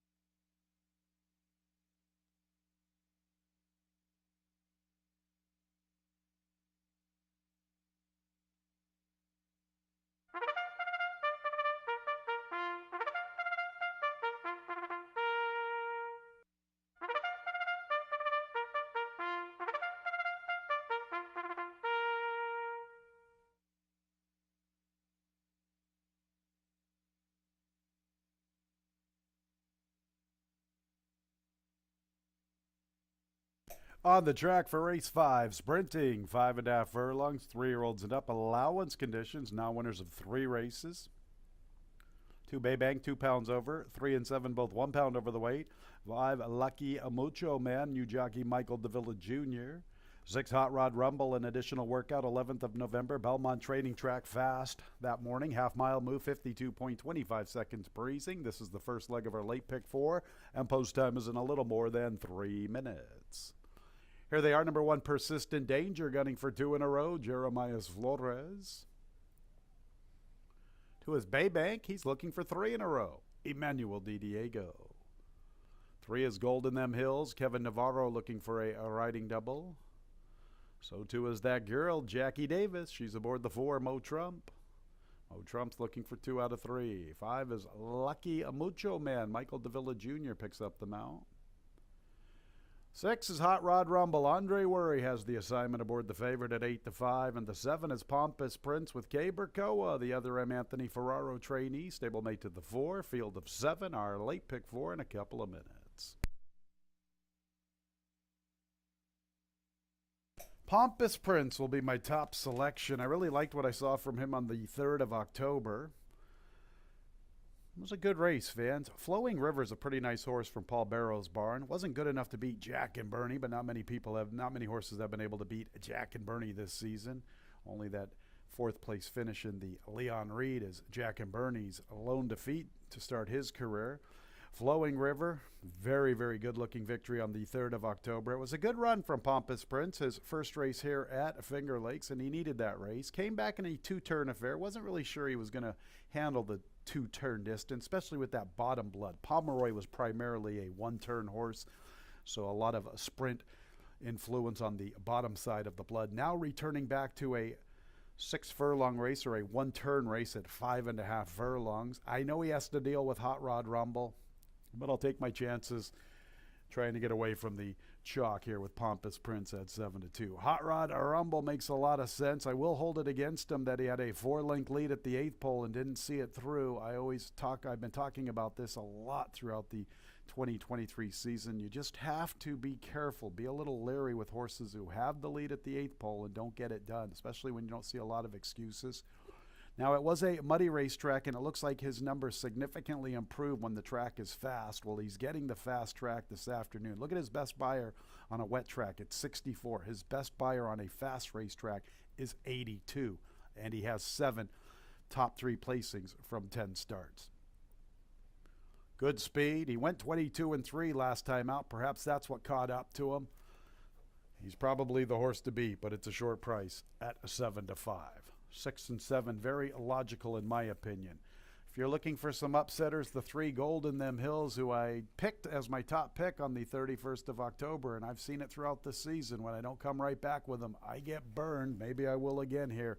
He's 8-1 in the wagering. I liked what I saw from him 3 races ago, and there he is, only a length behind my top selection, Pompous Prince, and he was actually in front of him for most of the race. So maybe 3 Golden Them Hills is one to keep an eye on at 9-1. And after that, the 2 Baybank, I made him my 4th pick. He comes into this one on a good note. 3 races here at Finger Lakes have been very good. A 2nd place finish to Bonco Medici. That wasn't the greatest effort, but hey, you know what?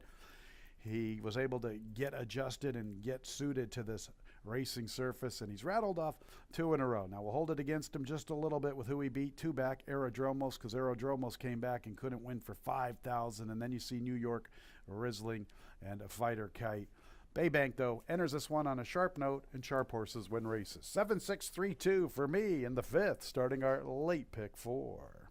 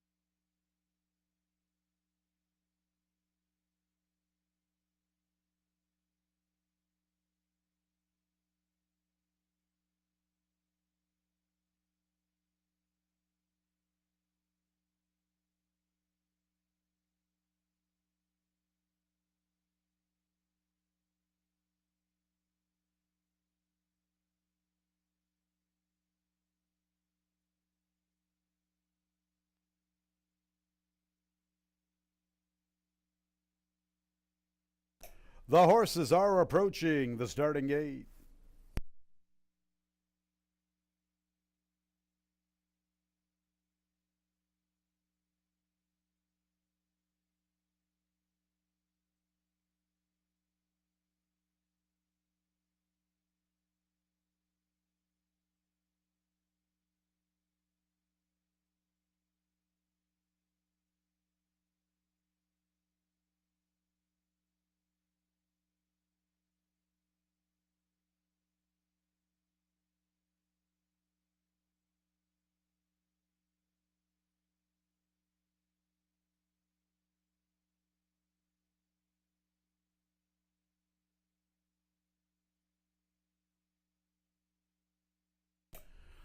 It's post time for the fifth race. A nice allowance event field of 7. Big favorite 6. Hot Rod Rumble at 4 to 5.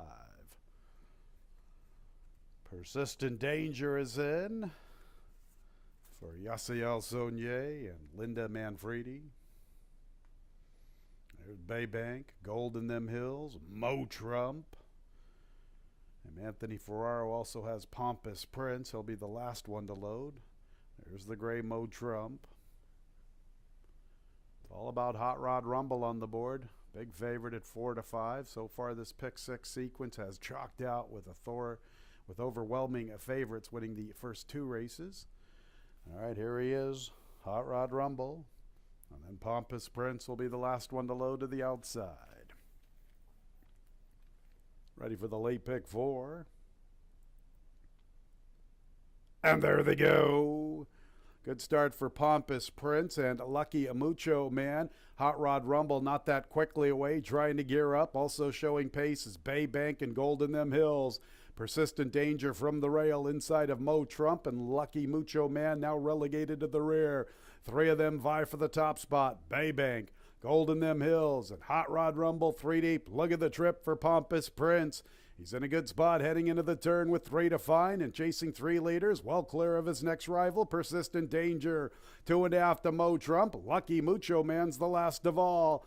With the lead, Baybank, Hot Rod Rumble. Here's Pompous Prince now hitting his best stride. He comes a-calling with his run. Gold in Them Hills gives way. Persistent Danger's progressing nicely to the far outside. Still got to step up and get to Baybank. Sharp Equine with the lead at the 8th pole. Pompous Prince is trying to come and reel him into the outside. Here comes Pompous Prince after Baybank.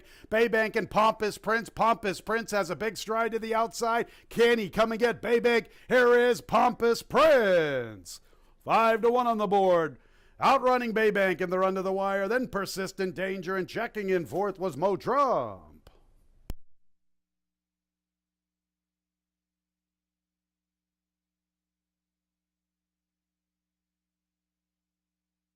Nice trip for Pompous Prince. He had to be licking his chops heading into the turn. He was isolated in 4th, pursuing 3 leaders.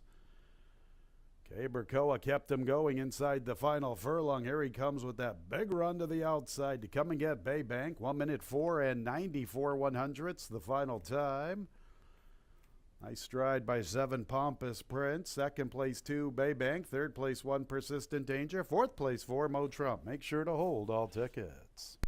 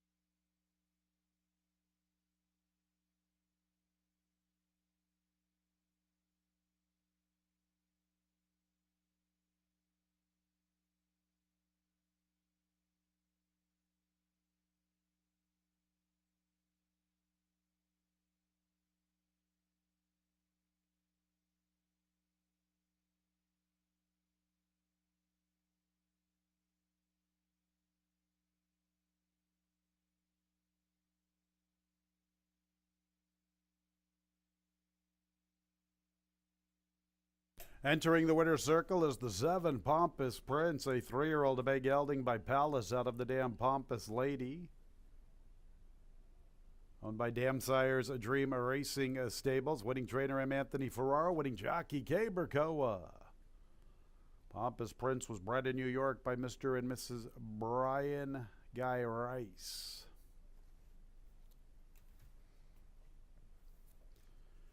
Just 4 days left here at Finger Lakes Gaming and Racetrack. What a jockey's race between Kay Berkoa and Emmanuel Di Diego. What a trainer's race between Paul Barrow and Chris Engelhart. I'll try to get you some updated stats for my analysis going into race 6. How about this 5th race? It's official. It's in the books officially, 72014. And that double 7-7 is worth $17.80. 7-2 exacta, $54. 7-2-1 trifecta, $77.25. 10-cent super 7-2-1-4, $52.95. And the pick 3, 5-7-7, $9.80. No changes in race 6. 21 minutes away. 2:40 is the post time. Race 6 will begin our late pick 3.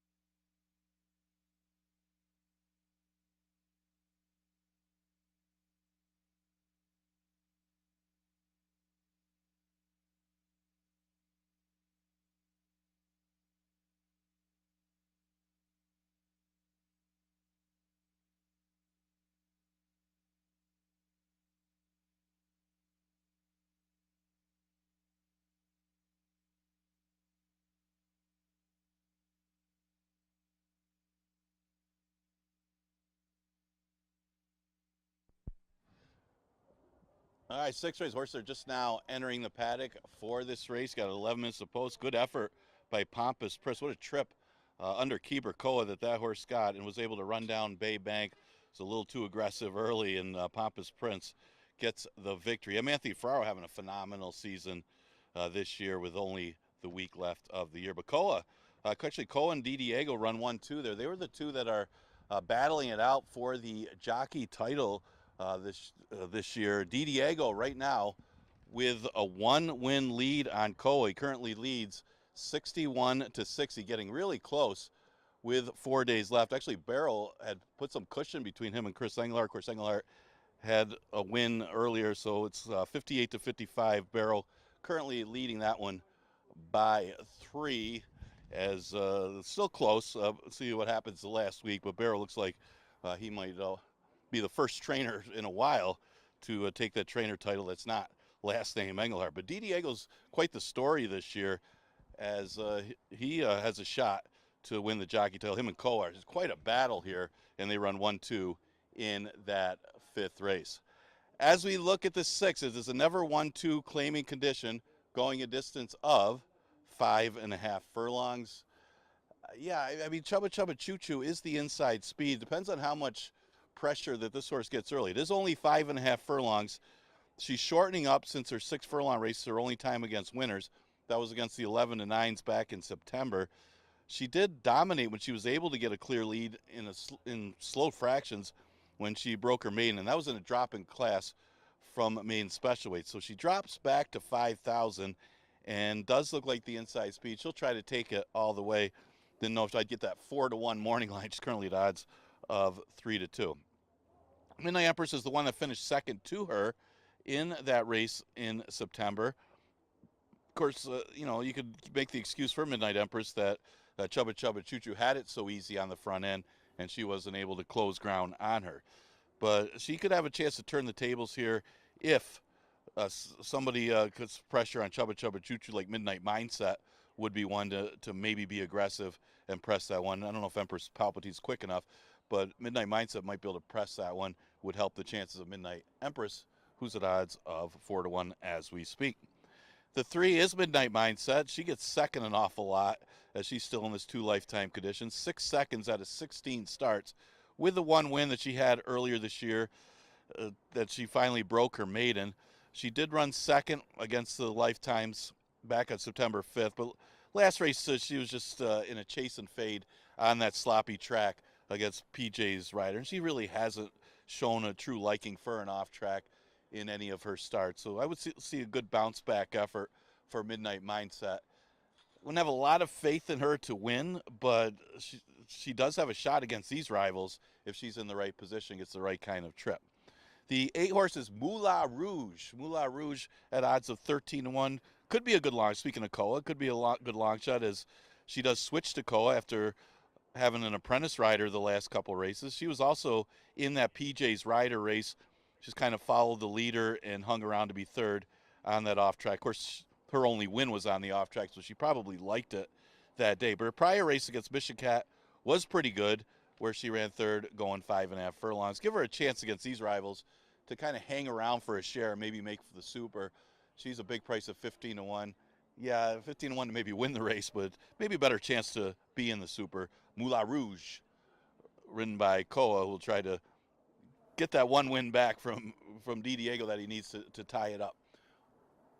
Right now, you got about 7 minutes to post. My picks were 1, 5, 3, 8 in race number 6. Exacta Super Daily Double, and pick 3 starts in here.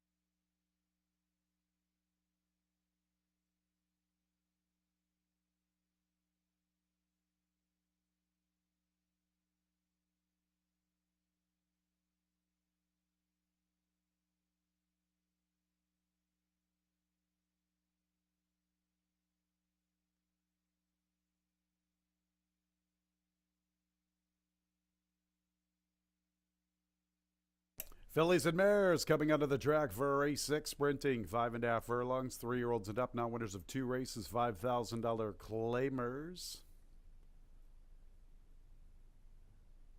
And no changes starting the late pick 3. A little more than 3 minutes until post time. Here is the field, beginning with the favorite, the 1, Jubba Jubba Choo Choo, at even money, Andre Worry. 2 is Empress Pulpatine, Jose Ventura.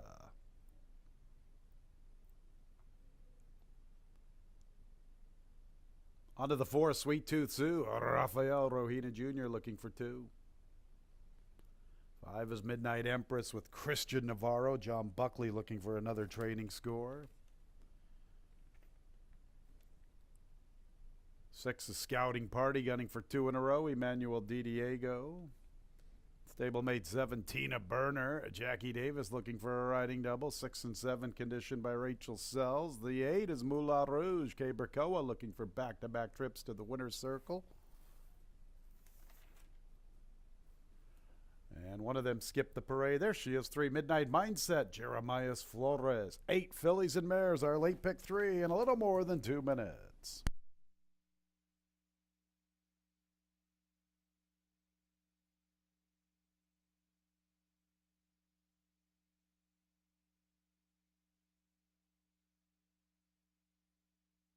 All right, fans, 3 races to go on this Tuesday card.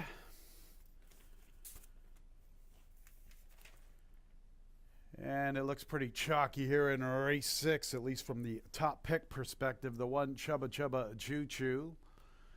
Good-looking maiden victory against 5s. Won by 6.5, defeating one of her rivals, one of her main rivals, Midnight Empress. Victory was so good, the connections, Jeffrey Engelhardt and Photos Finish, who, by the way, loved to jam as much as they can, decided to step her up in class. I took that as a encouraging move. She set the pace to the top of the lane before backpedaling. Well, now she's back in for 5. She's been given about 7 weeks off. She's got some works in between. Inside Speed. She's probably the one to beat, but you got to deal with the short price. It's 6-5. 5, Midnight Empress, my second pick, was second to her when they faced off in late August. Midnight Empress exited that affair and got to the winner's circle, defeating Scouting Party. She had the misfortune of running up against that Maryland invader, PJ's Rider, for Michael Dubb and Brittany Russell. She ran second in front of Moulin Rouge. Recently, Empress Pulpatine outfinished her. Now she gets a fast track this afternoon, and she did break her maiden on that fast track and ran that good second to Chubba Chubba Choo Choo. Maybe she is the most likely upsetter at 4-1. After that, I went with the 6 and the 8, Scouting Party. Scouting Party are just 1, breaking her maiden. At least she enters this one on a sharp note. 8, Moulin Rouge has had some third-place finishes. Gets Kay Berkoa, one of our top jockeys here. Him and Di Diego in a fierce battle.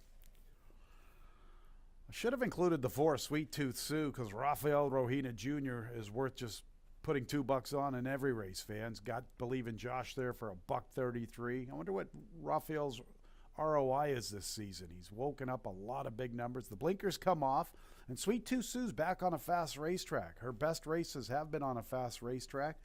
Maybe she's worth some consideration at a big, big price. The 1, Chubba Chubba Choo Choo. She's the short price favorite in the 6, starting our late pick 3.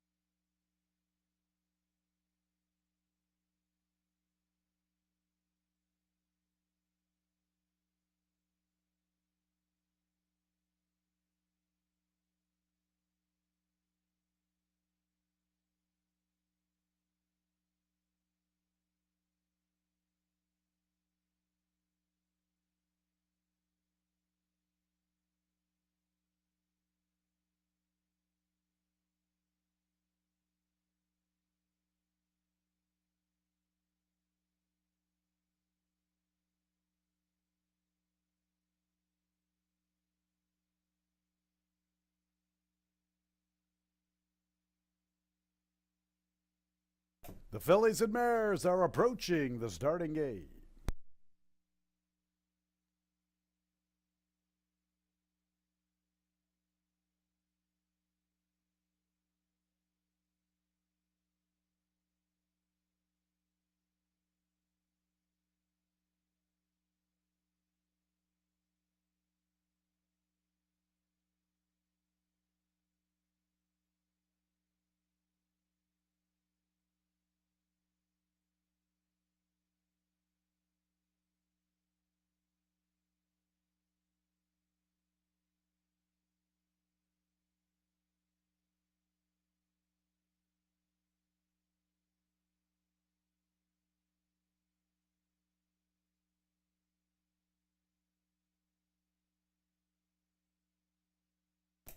It's post time for the 6th. 8 fillies and mares kick-starting our late pick 3. The big favorite along the rail, Jubba Jubba Choo Choo at 4-5.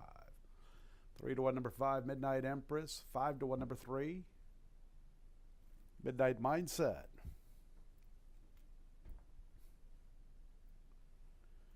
Ready to load Midnight Empress. Up next, the Rachel Sells duo, Scouting Party and Tina Burner. 22-1 and 11-1 respectively, and then Moulin Rouge will be the last of 8 to the outside.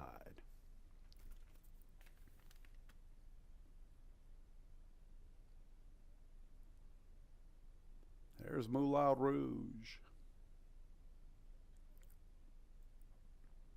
Ready for the late pick 3. And there they go. Jubba Jubba Choo Choo quickly away, also showing pace as Midnight Mindset and Empress Pulpatine. Moulin Rouge strides into the 4th spot. I'm going to Tina Burner with Scouting Party, Midnight Empress, and Sweet Tooth Sue from the rail. Jubba Jubba Choo Choo, the speed of the speed, almost 2 lengths to Midnight Mindset, Empress Pulpatine, and Moulin Rouge in the clear from the far outside. Midnight Empress from between gals trying to pick up her stride heading into the turn. Tina Burner also going with her. Sweet Tooth Sue tries to advance from the rail. And at the back of the pack there is Scouting Party. Jubba Jubba Choo Choo has the lead. Moulin Rouge turns up the pressure. Jubba Jubba Choo Choo pretty confidently handled by Andre Worry. Jubba Jubba Choo Choo, the one to come and reel in. Moulin Rouge is second from the inside. Empress Pulpatine.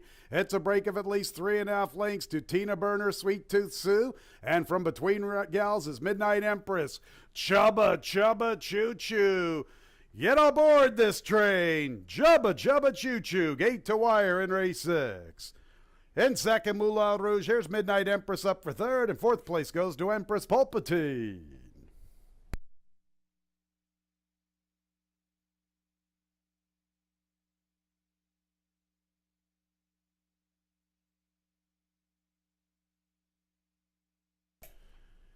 You had to like Andre Worry's body language at the quarter pole, confidently handling Jubba Jubba Choo Choo.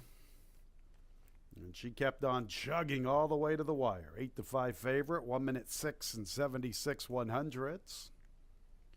8 Moulin Rouge second. 3rd place to the 5 Midnight Empress. Need a photo for 4th. Make sure to hold all tickets.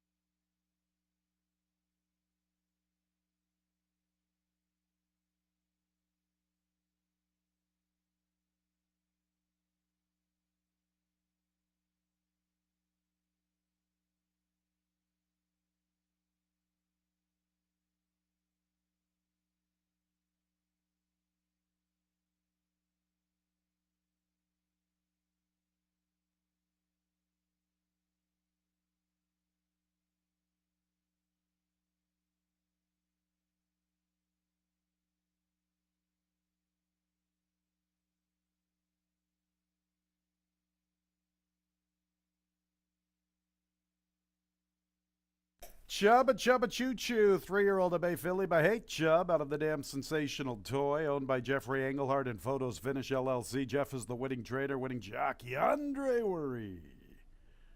Winner was bred in New York by Carlo De Tomasi.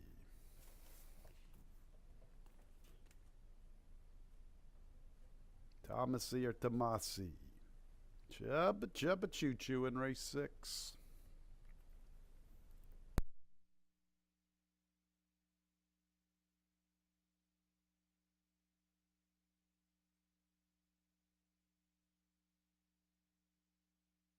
Race 6 is official. That double 7-1, $32.40. A 1-8 exacta, $40.40. 185 trifecta, $31.75. 10-cent super, 1852, $40.55.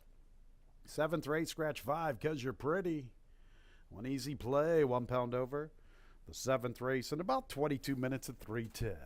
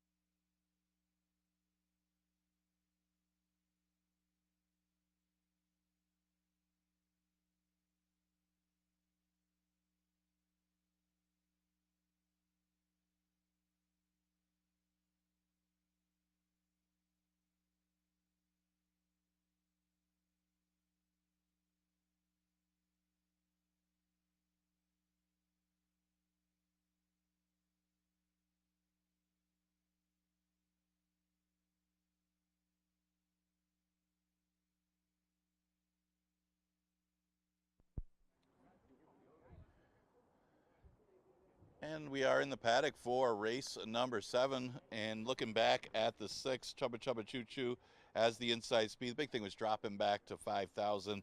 Andre Worry getting the victory for trainer Jeff Engelhart. That'll start off the late pick 3.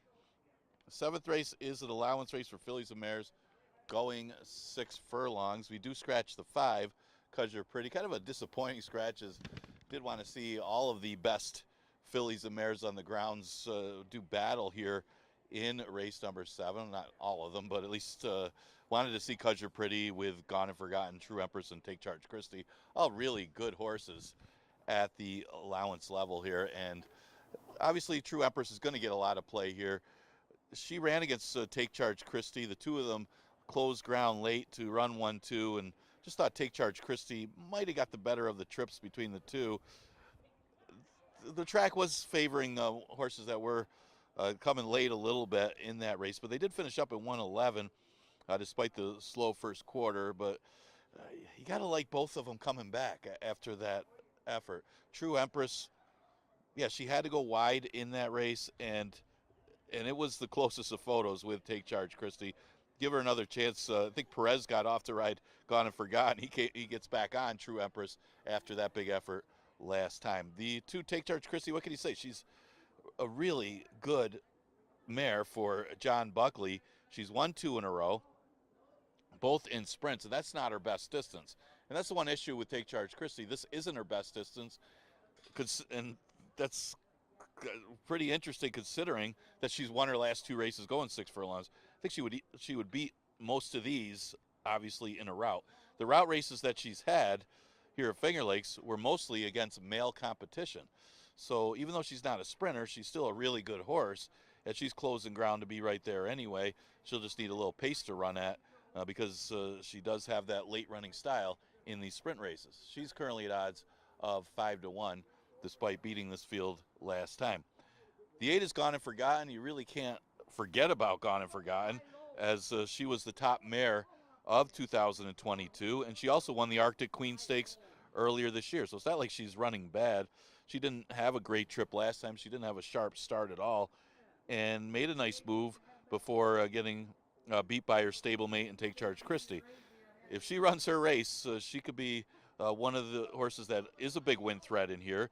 Remember, she's a 3-time stakes winner, winning the Arctic Queen not only this year, but she also won it last year as well. Tuscanova Beauty's no slouch either. She probably needed that last start coming back to Finger Lakes from Saratoga. She's the pressing speed to go with Easy Play, who breaks inside of her. Easy Play taking a lot of early play as the inside speed in here, but you would think that Tuscanova Beauty would run a better race than what she did last time, which might make it more interesting going 6 furlongs with these two both in the race. And Tuscanova Beauty right now a big price at 10-1. The other Speed Easy Play at odds of 5-2. So we got a heavyweight fight here in race number 7, and a lot of good ones. It's some of the top fillies and mares on the grounds will do battle here. It is our feature, Exacta Tri Super and Daily Double, races 7 and 8. Again, scratch the 5 because you're pretty.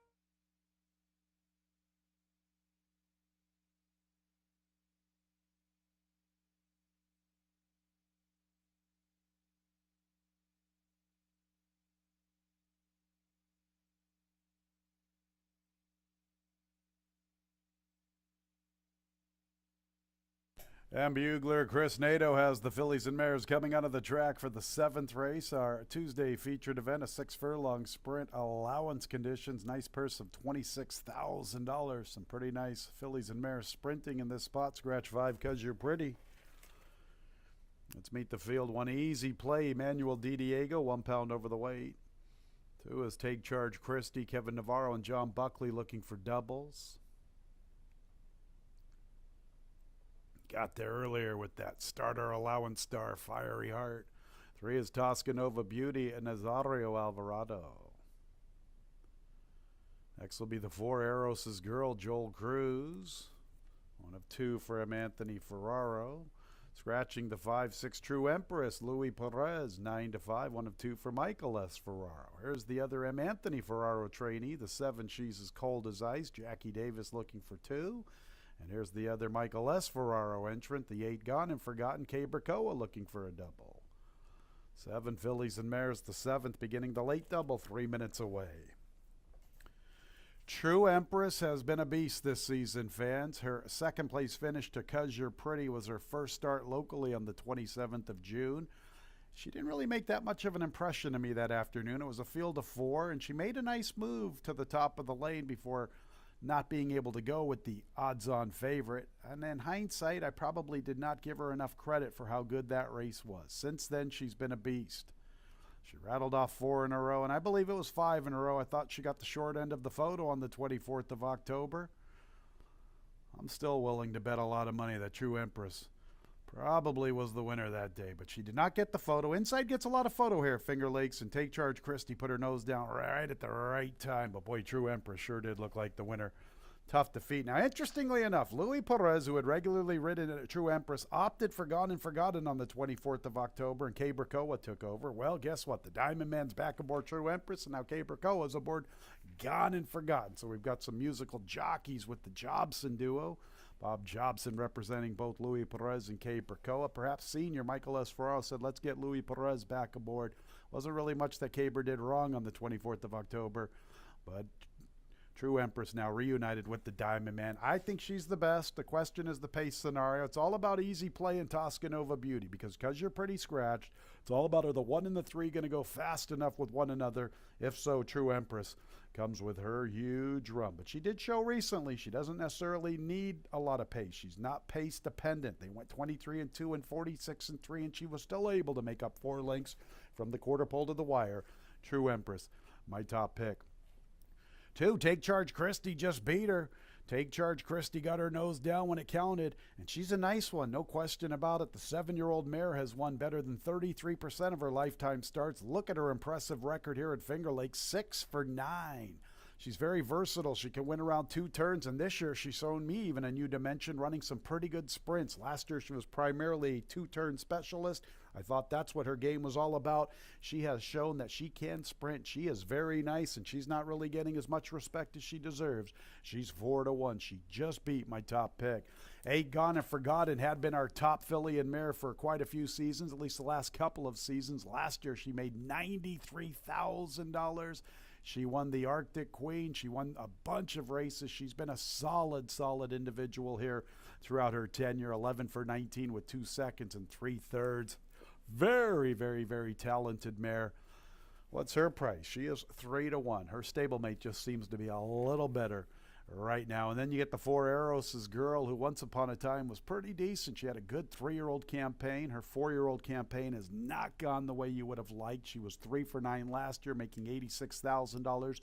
She won the Niagara Stakes last year. She ran very good in the New York Oaks. This year, she started out the season on a positive note. She has regressed in her 4 subsequent starts. Recently, around the 2 turns, didn't run as much. I've always thought she was a little better sprinting, so maybe she can step up with a big run this afternoon. If she can find her form from her 3-year-old campaign at 14-1, she is offering some value. 6, 2, 8, 4 in the 7th, starting the late double. Concerning that late double, boy, that 8th race, that one's quite a crapshoot. I've got about 5 of them on paper that I think could win. The 8's my top pick, 8, 10, 9, 5, 1 in that order for the nightcap.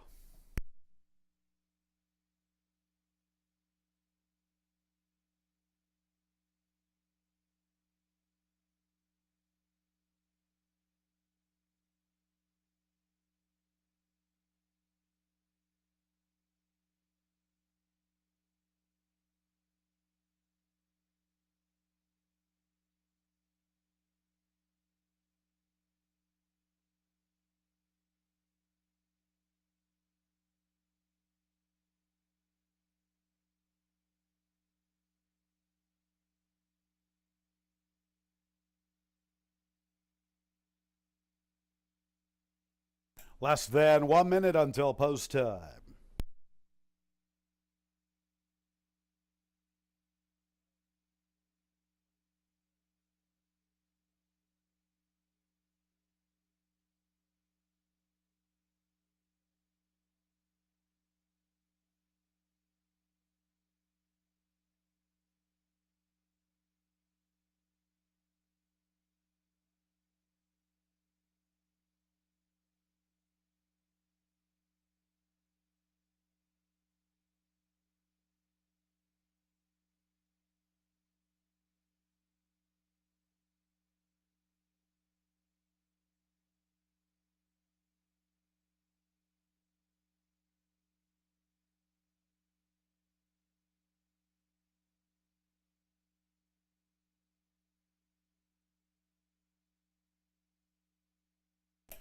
It's post time for the 7th race.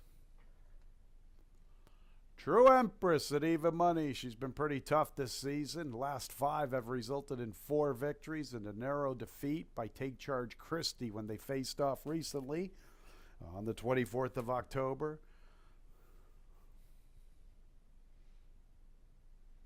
24th of October will go down in the history books here at Finger Lakes Gaming and Racetrack. That is the day that one lucky winner hit our pick 6 for $106,000.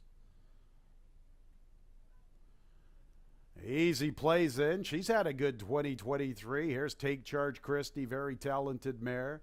Toscanova Beauty, very speedy. Eros's Girl, a good 3-year-old campaign. She won her first start this season. She's back sprinting. I think that's good for Eros's Girl. There's the favorite, True Empress, reunited with the Diamond Man, Louis Perez. She's as cold as ice, stablemate to Eros's Girl. And here's True Empress's stablemate, Gone and Forgotten, who's been our top mare the last couple of seasons. Just about ready for a good one. And there they go. Quick start, Gone and Forgotten from the top shelf. Easy play, quickly into stride along the rail, and she picks it up all by herself. Where's Toscanova Beauty? Nowhere near the lead. And look at Easy Play, rock and roll and open up. Gone and Forgotten second, then Toscanova Beauty, Take Charge Christie. True Empress is in the 5th spot from the far outside, 6 lengths from the front, covering Eros's Girl. It's nearly 4 lengths back, too. She's as cold as ice.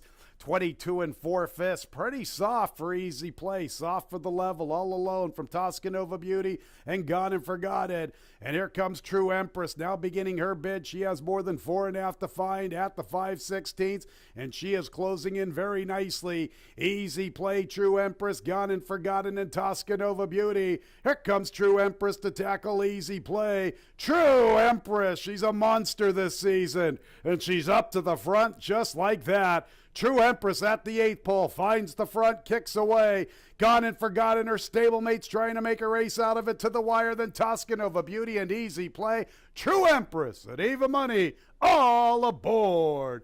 Good looking filly, True Empress. From Gone and Forgotten, Easy Play, and Toscanova Beauty.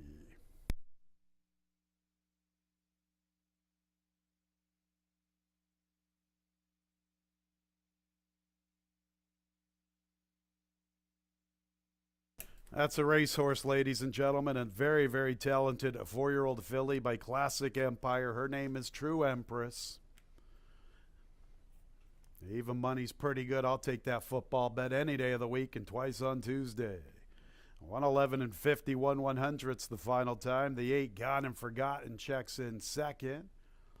And we need a photo for 3rd and 4th. Make sure to hold all tickets.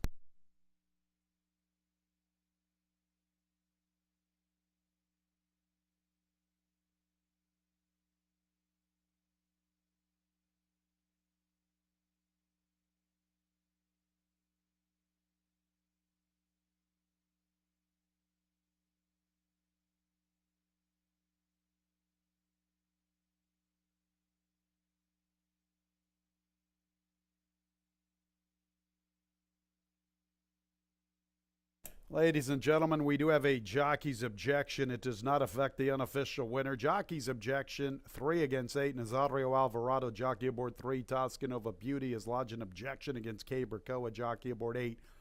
Gone and forgotten. Stewards are checking out the stretch run of the 7th. I can tell you the one easy play checked in third. Fourth place to the 3, Toscanova Beauty. Once again, a jockey's objection. It does not affect the unofficial winner. It's 3 against 8. 3 against 8. Once again, it does not affect the unofficial winner.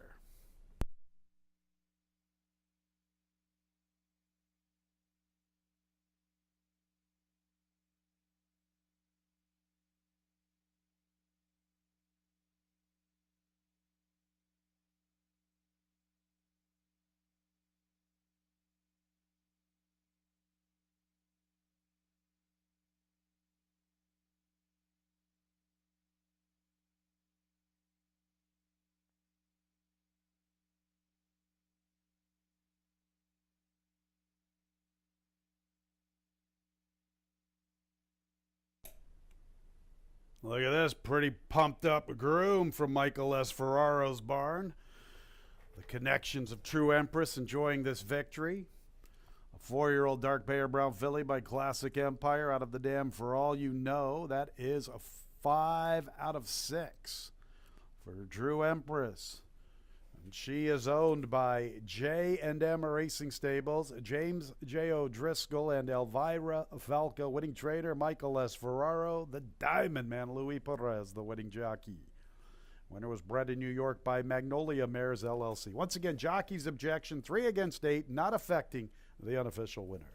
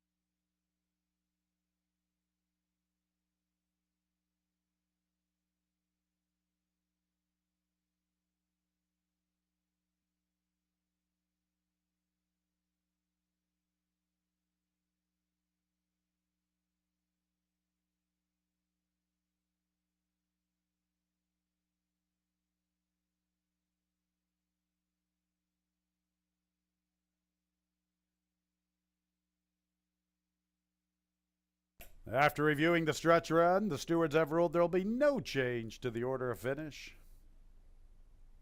We will stand as is here in the 7th, 6, 8, 1, 3. No change.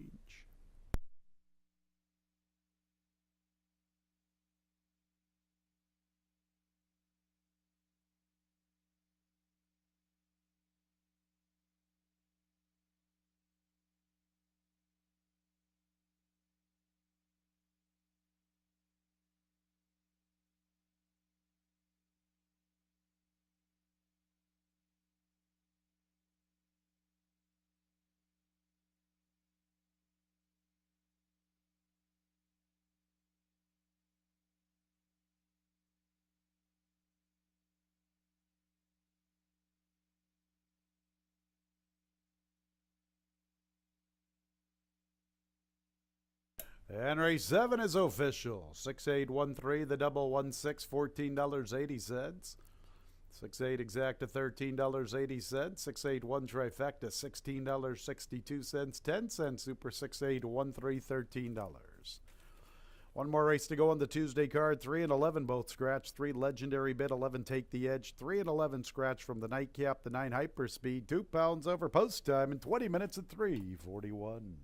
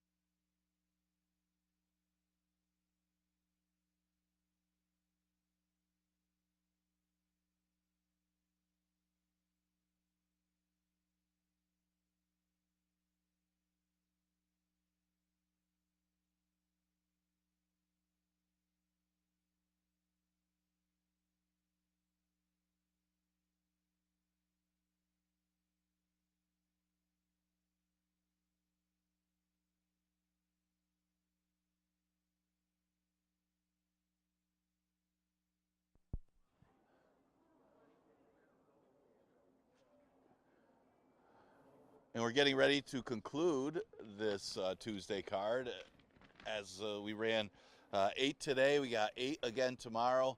And then we already drew 9 for Monday and Tuesday. It's only one more day to draw, but Monday through Wednesday next week, of course, tomorrow with the 8 race card. Looking back at the 7th, yeah, that horse is a nice horse. True Empress has done very little wrong this season since losing to 'Cause You're Pretty way back in June. He was hoping to turn the tables on that rival, get revenge, but she just got beat by a nose last time. She was able to get it done today. Perez got back on and got the victory for Michael S. Ferraro. Okay, last race we scratched the 3 Legendary Bid. There are a couple drop downs in here, big drop downs. You're talking about the 9 Hyper Speed and the 1 Holy Matrimony. The 9 Hyper Speed, a significant drop. Of course, it's been off since August. There's one thing to say, this horse has been working pretty decently since that last race. Some of it at Saratoga, then the last race right here at Finger Lakes with a decent work. That's a good sign. And the big thing is he's in for 5,000. This is a horse that's only losing by 5 lengths against allowance horses in a rout. Now in for 5,000. Last sprint race had run second against allowance rivals. Much different animal when you're dropping down to 5,000. He should be awfully tough in here if he runs his race. There are some question marks with the cutback since August, but he's at odds of 2 to 1. The other drop down that looks like should be a big factor is the 1 Holy Matrimony. So in running at the 11 and 9 level and not that badly beaten. Lost or Nobody Rides for Free going 6 furlongs, and then last race only beaten a few lengths in a pretty tough field for that race on October 18th. And that was a muddy racetrack as well. This horse has not shown a liking for off track, so he's got an excuse to boot, plus drops to 5,000. Holy Matrimony, very logical player in race number 8. Juggler, don't like the post. Of course, the post isn't great for hyperspeed either, but Juggler's last race, you see how with the response to the drop, have been off since August, dropped to 5,000. This is a classy horse running for 5. He made it interesting. He just got up to get that victory, but he did get the win. And who knows, he could be sharper for this race if he didn't come up at his sharpest last time and just barely won. Today he runs even better. Well, he may win by more. So Juggler, a big player in here as well. Although I should say he's a big player. He's not getting much play. He's at odds of 13 to 1, which really is a solid price for a horse that just won the 2 Lifetime and had been racing tougher before that and could run better today. Man, 13 to 1.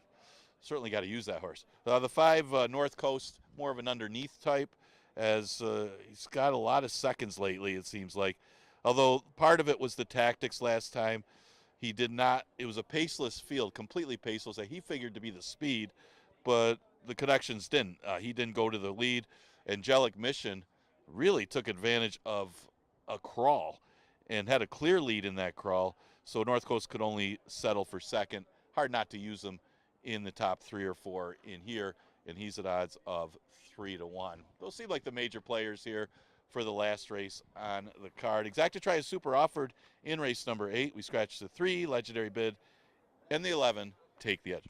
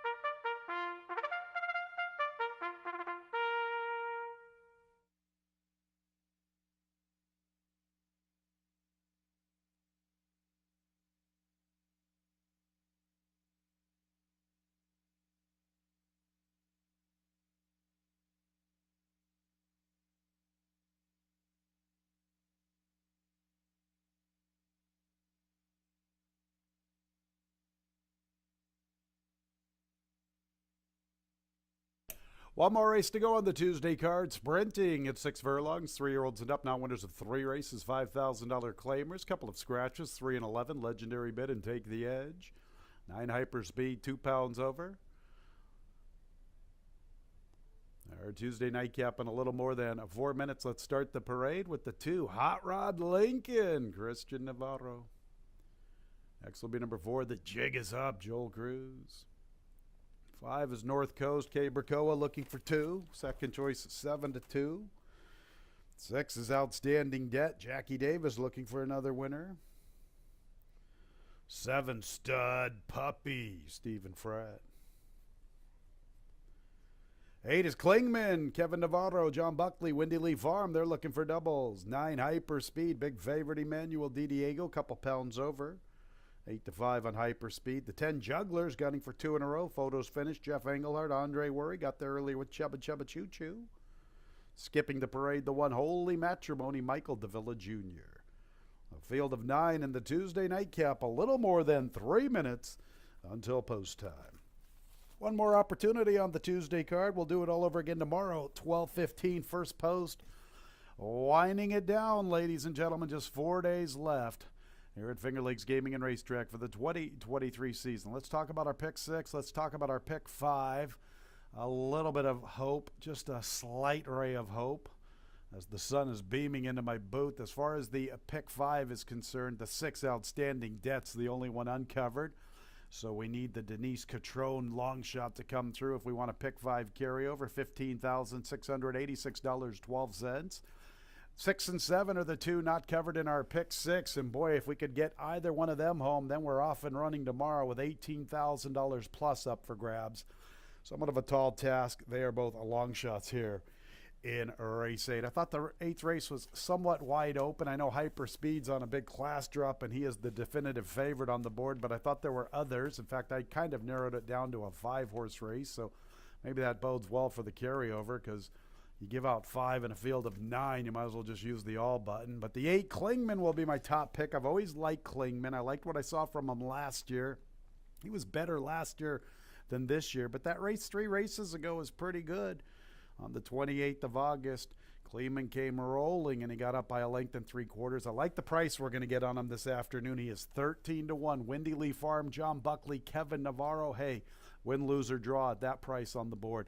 I'll take my chances. Klingman dropping in for the 5 for the first time in his career.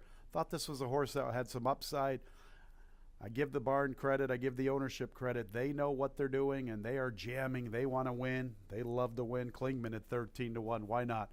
Trying to blow it up. 10 Juggler, I thought looked good winning. I know he defeated Hutch. Hutch is another one of my little favorites here at Finger Lakes. You know, Juggler needed that start. And that was his first race since early August, and he got jammed all the way in for 5. So maybe he's found a home at this bottom level. Wouldn't be surprised to see him rattle off 2 in a row. Photos finished. Jeff Engelhardt and Andre Worry looking for doubles on the card. Got there earlier with the Chubba Chubba Choo Choo. 9 Hyperspeed makes a lot of sense. No question about it. He's 8-5, but I have question marks about him. He hasn't run in quite some time. He hasn't been seen in almost 3 months. Let's look at the work tab. You know, the work tab's a little suspicious because you got to work on the 29th of August, the 6th of September. Then there's that big gap of 5 weeks to the 14th of October, and then there's another gap. Misses another work, and he drops in for 5. I like Maya's horses when they're stepping up in class more than jamming. But, hey, you know what? That's how you make some money, and that's how you get out of a horse, or you jam them where they can win. I could see him running big. There he is, third to Fiery Heart, settle down, third to Fiery Heart, and second to High Strike. So he's got some races that obviously make him the top player. But at even money, I got to go somewhere else. Then you get the 5 North Coast. North Coast has been a beaten favorite in his last, 3 races. Odds-on favorite in this condition the last 2. So at least today you're going to get rewarded if you stick with him. You're getting 4-1. You know, up until his last 3 races. The race 3 back's no good, but the other 2 are all the races around it are pretty solid, and you're getting a heck of a price. He hasn't been 4-1 since his last race as a 3-year-old on the 9th of November. Good value on the board with North Coast. Then you get the 1 Holy Matrimony. You might as well talk about him. He's dropping in for 5. He's the inside horse. He's got speed. The only thing, he's not really a blazing type. He's not a run and gun type. I'm looking at him. When he makes the lead, he goes 23 and 46 and change. Let's look at the race back on the 23rd of August. He is a length and a half off of 22 and 3. Maybe that's going to put him right in the mix. Where is the speed in this race? You know, Hot Rod Lincoln's been running and gunning, going long. Is he going to do that sprinting? I'm not sure. The jig is up. When he was forwardly placed 2 back, goes 23 and change and 47 and change.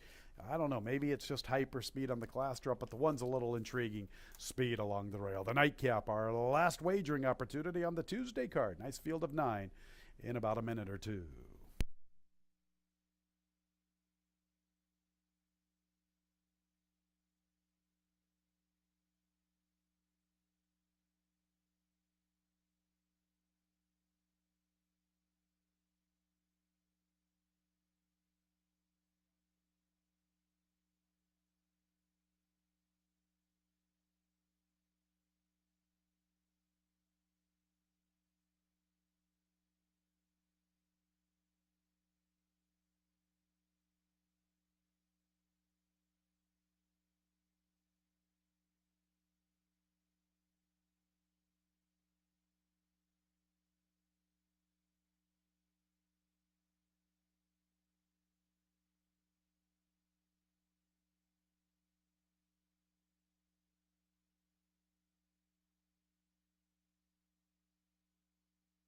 Nearing the gate.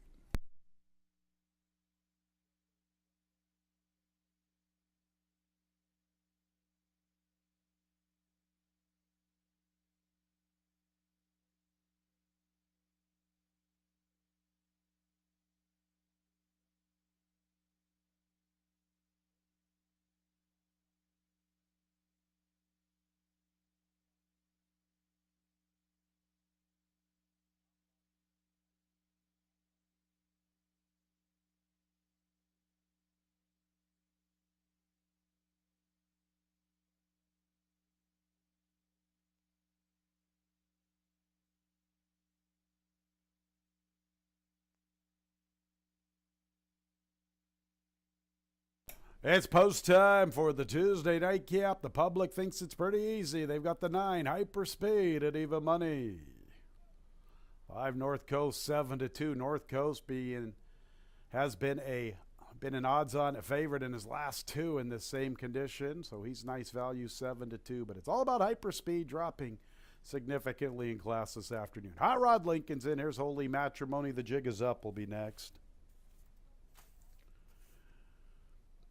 North Coast. Outstanding Debt 20-1, 21-1. Stud Puppy 30-1. 6 and 7 trigger a pick 6 carryover. 6 gets us a pick 5 carryover as well. Outstanding Debt for Denise Catrone. There's Nick Zito's Stud Puppy. Windy Lee Farms Klingman. Hyperspeed for Neil Allred and Maya. Photos finishes Juggler will be the last of 9. 6-5 Hyperspeed, 3-1 North Coast, ready for the nightcap. And there they go. And showing some pace is North Coast, and Hot Rod Lincoln's gunning. Holy Matrimony also showing some pace. Hyperspeed is their Juggler from the top shelf, then Outstanding Debt. The jig is up as the gray. Races inside of Klingman, and Stud Puppy is the last of all. Hot Rod Lincoln, Holy Matrimony. North Coast pressing 3 deep. Hyperspeed's pushing 4 wide. Juggler's on top of the action. 5 deep out there in no man's land heading into the turn. Can he maneuver and save some ground? Looks like that's what he's trying to do. Break of nearly 5.5 back to the jig is up. He races with Outstanding Debt. They have 2.5 on Klingman. And at the back is Stud Puppy. Here's Holy Matrimony up to the front, and Hyperspeed turns up the pressure. North Coast comes to the outside with his run. Hot Rod Lincoln's giving way. Hyperspeed now getting to the lead from Holy Matrimony. Hyperspeed and Holy Matrimony, who's got a little fight from the inside and trying to pick them both up as North Coast with Juggler. It's Hyperspeed with the lead at the 8th pole. North Coast, Juggler to the extreme outside. Juggler's coming with his run. Hyperspeed still tending to his business. Juggler's going to try to tag him late. Hyperspeed in the nightcap from Juggler, North Coast, and Holy Matrimony checked in 4th for the Superfecta.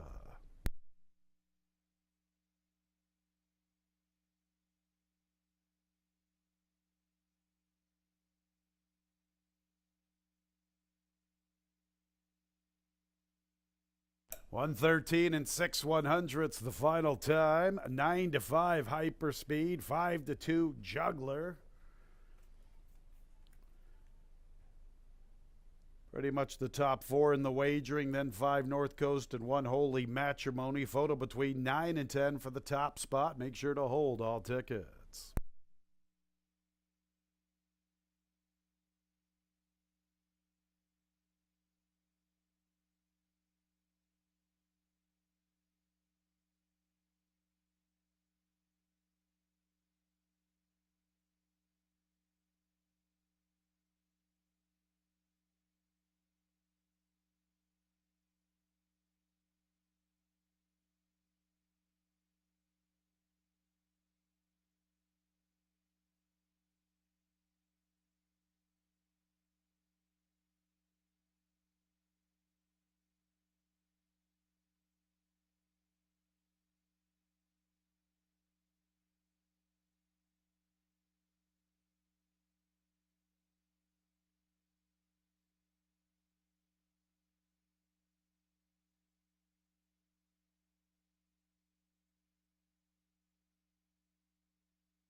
Nine Hyperspeed first, second place a number 10 Juggler, third place a 5 North Coast, fourth place 1 Holy Matrimony.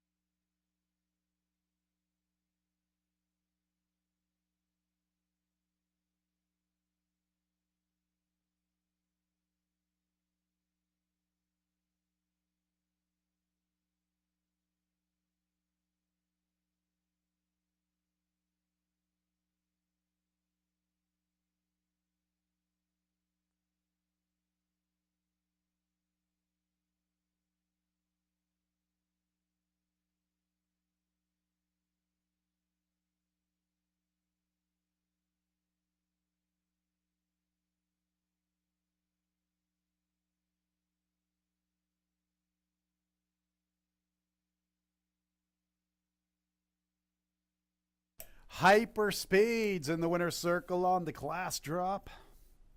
3-year-old Obey Gelding by Taprit out of the dam. Wild One.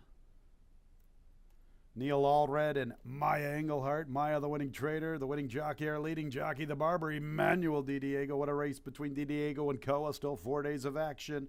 This winner, Hyperspeed, was bred in New York by Robert LaPenta. And the nightcap is official. 6-9, a late daily double, $11.60. 9-10 exact at $21.80. 9-10-5 a trifecta, $16.37. 10-cent super, 9-10-5-1, $8.85. 169 late pick 3, $11.25. Late pick 4 combinations, $59. Tuesday's pick 5, $151. And all 6 in our pick 6 is worth $436, and 5 out of 6 will get you $6.40.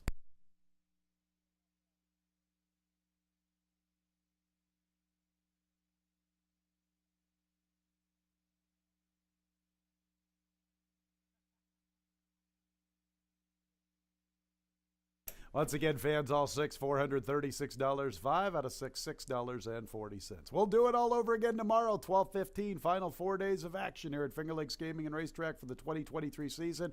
Sure hope you had a great Tuesday when leaving the track. Please drive very carefully. This has been Racing from Finger Lakes. Good night, everyone.